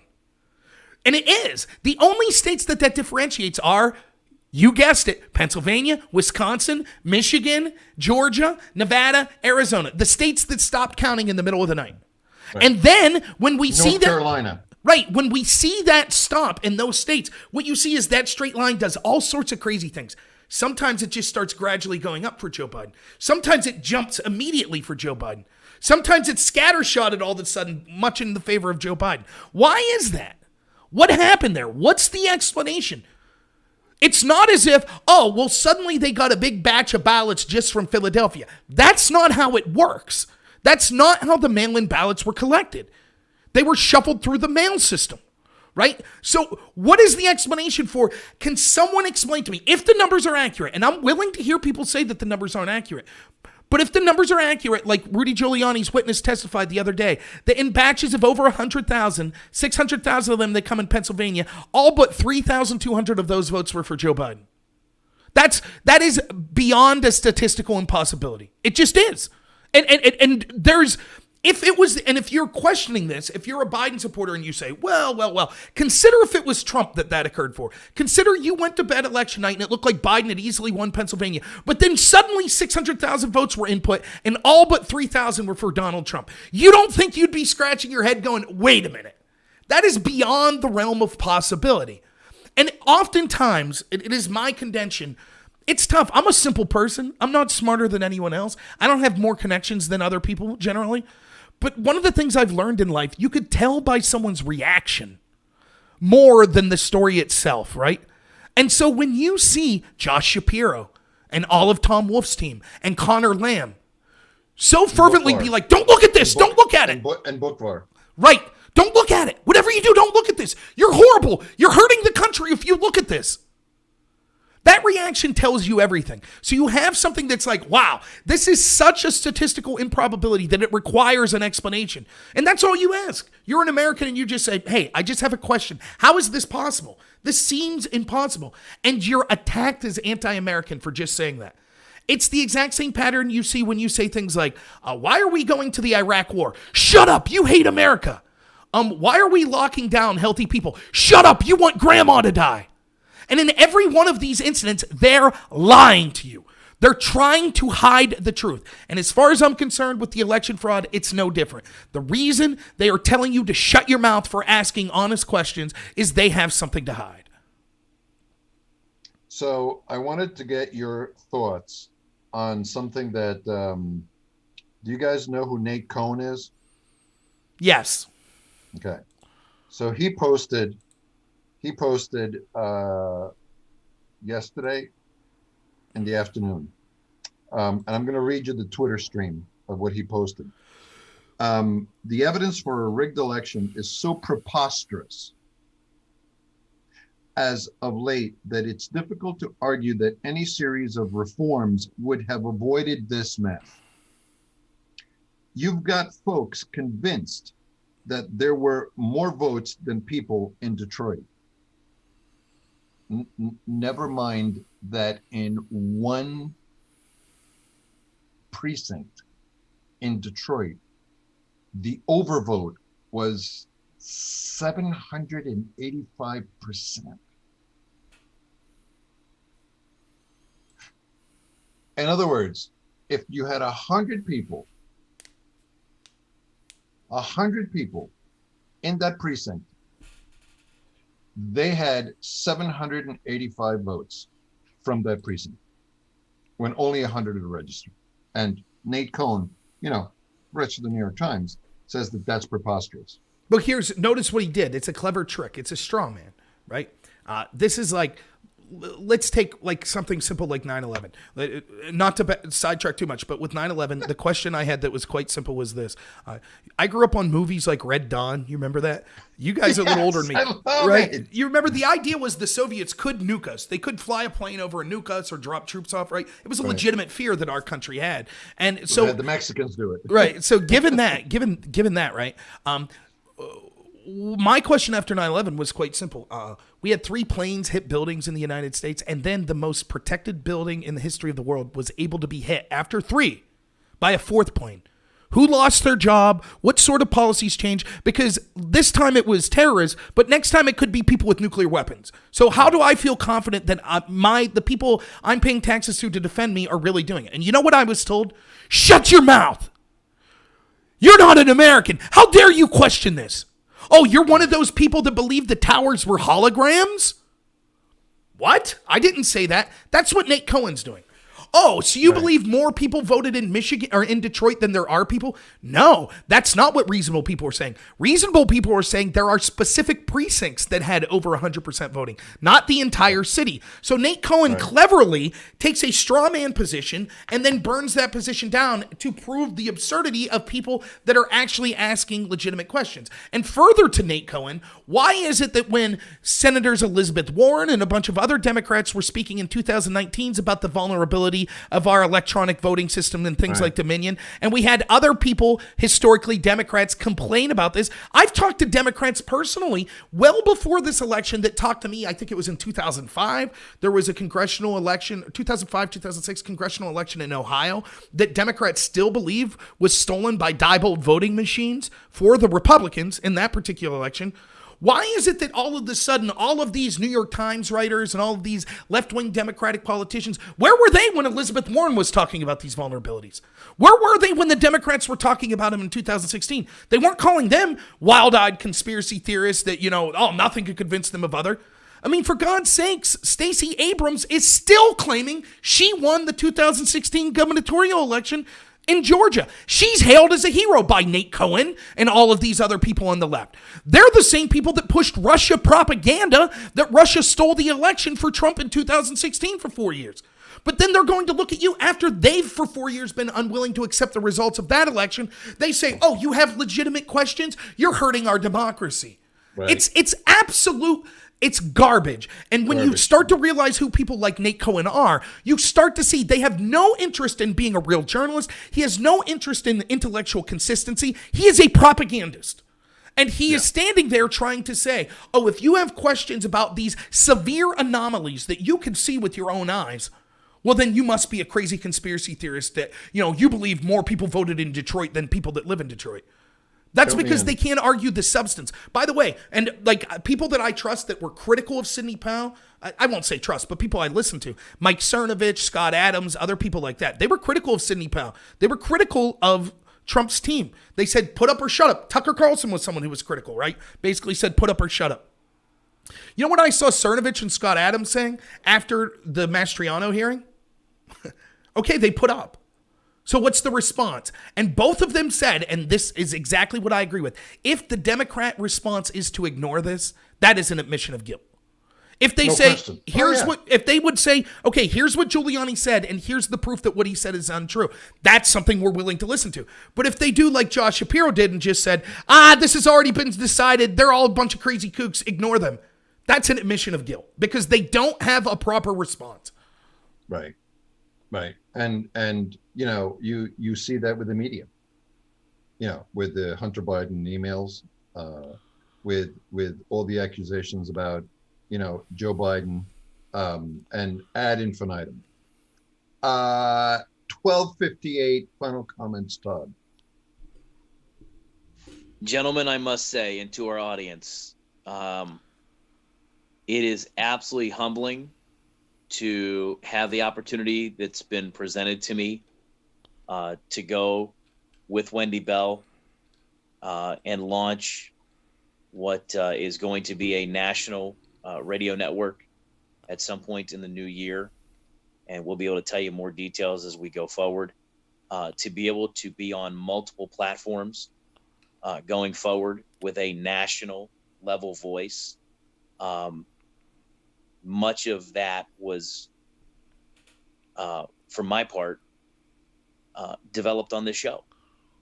And hopefully in the new year, we'll be having some big announcements about the show as well.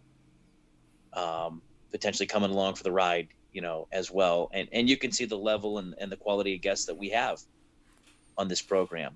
It's second to none. Absolutely second to none. On the forefront, on that front line every day, fighting for your freedoms, fighting for your civil liberties. It's like you put up earlier in the post, Carlos. Who's going to do it if we don't do it? Right. I agree. So it's an honor to call both of you collaborators on this program, but it's an even greater honor to call you both friends. Thank you, Rob. Yeah, and I'm going to do something different too in my closing comments and talk about us for a second, but for a reason. So first, congratulations to you, Todd. And I know you're going to do great things with Wendy. It's an honor to have worked with you. And you're, by the way, we're saying this, you're still working with us. It's not like you're disappearing from this show. So if you're in the audience, don't take it that way, but it's an honor to see that. I wanted to just talk about just my personal situation here for a second. Like, I am no one special. I just happen to have an ability to debate and to talk, and I have an interest in these sort of political things. But I don't have. I'm broke as a joke. I don't have special connections. I decided to run for Congress in the special election in 2018, right? Was the special election? Yeah, in District 12. That was it. That's how I met Carlos. That's how I then meet Todd. And now is just a regular person that you would see drinking at the bar on a weekend, out playing cornhole with my wife or bocce or whatever we could get our hands on, the neighbor yelling at me because I need to mow my grass more often than I do. Just a normal guy from a small town who's lived within 20 miles of where I grew up my entire life in rural Pennsylvania. Look at the people that I'm talking to on a regular basis.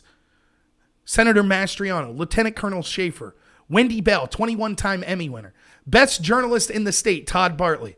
Carlos Saldivia, that's worked with countless politicians and sometimes improbable wins to get people elected.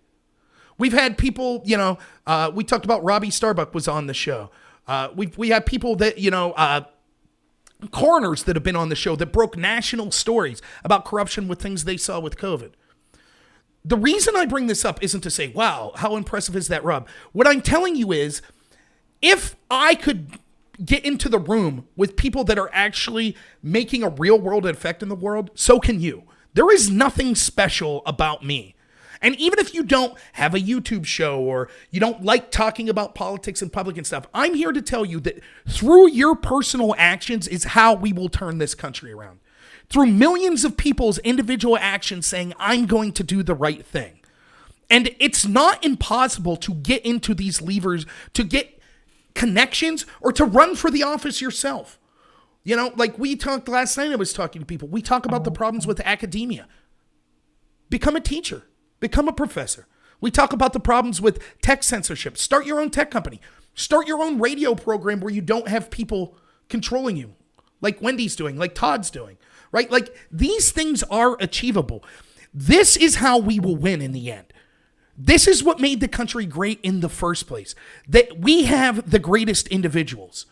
And if we work as individuals united in a goal of this being the greatest country in the world, and that the people need a voice, nothing can stop us. So although I sound pessimistic a lot, my pessimism is with institutions, not with people. And I think that if we start operating on that level, we could take back culture, and politics is downstream of culture, and we're inevitably able to do that as well. Very well said.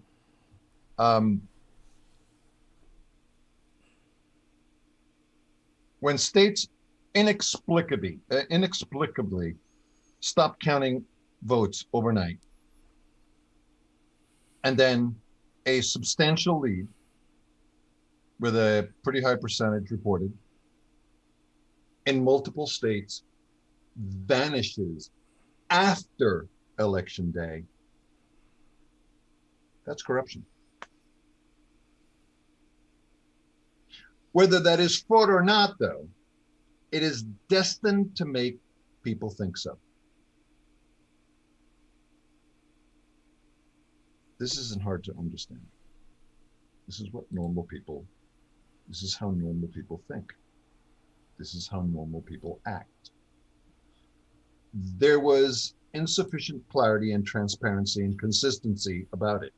And adding results anytime between midnight and 8 o'clock in the morning is completely stupid if you want people to trust the system. Ham-fisted, actually. But when there's so much at stake,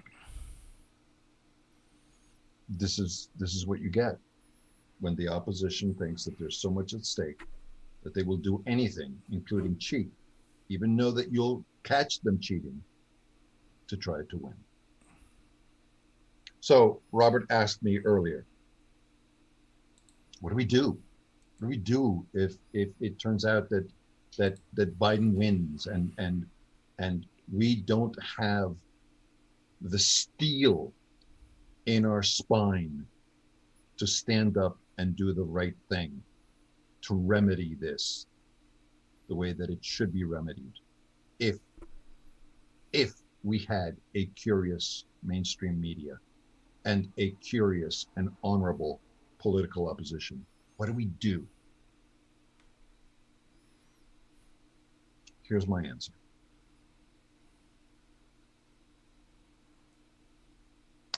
Be happy.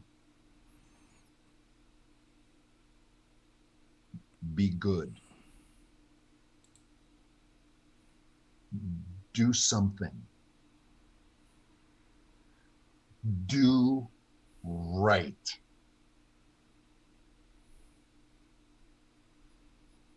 Never quit. If you do those things, if you do those things consistently, if you do those things with other people that are close to you, opportunities will rise.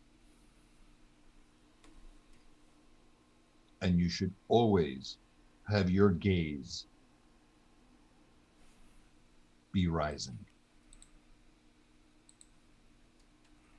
Start practicing these things today for the rest of the day that we have. Be happy. Be good. Do something. Do right. And never quit.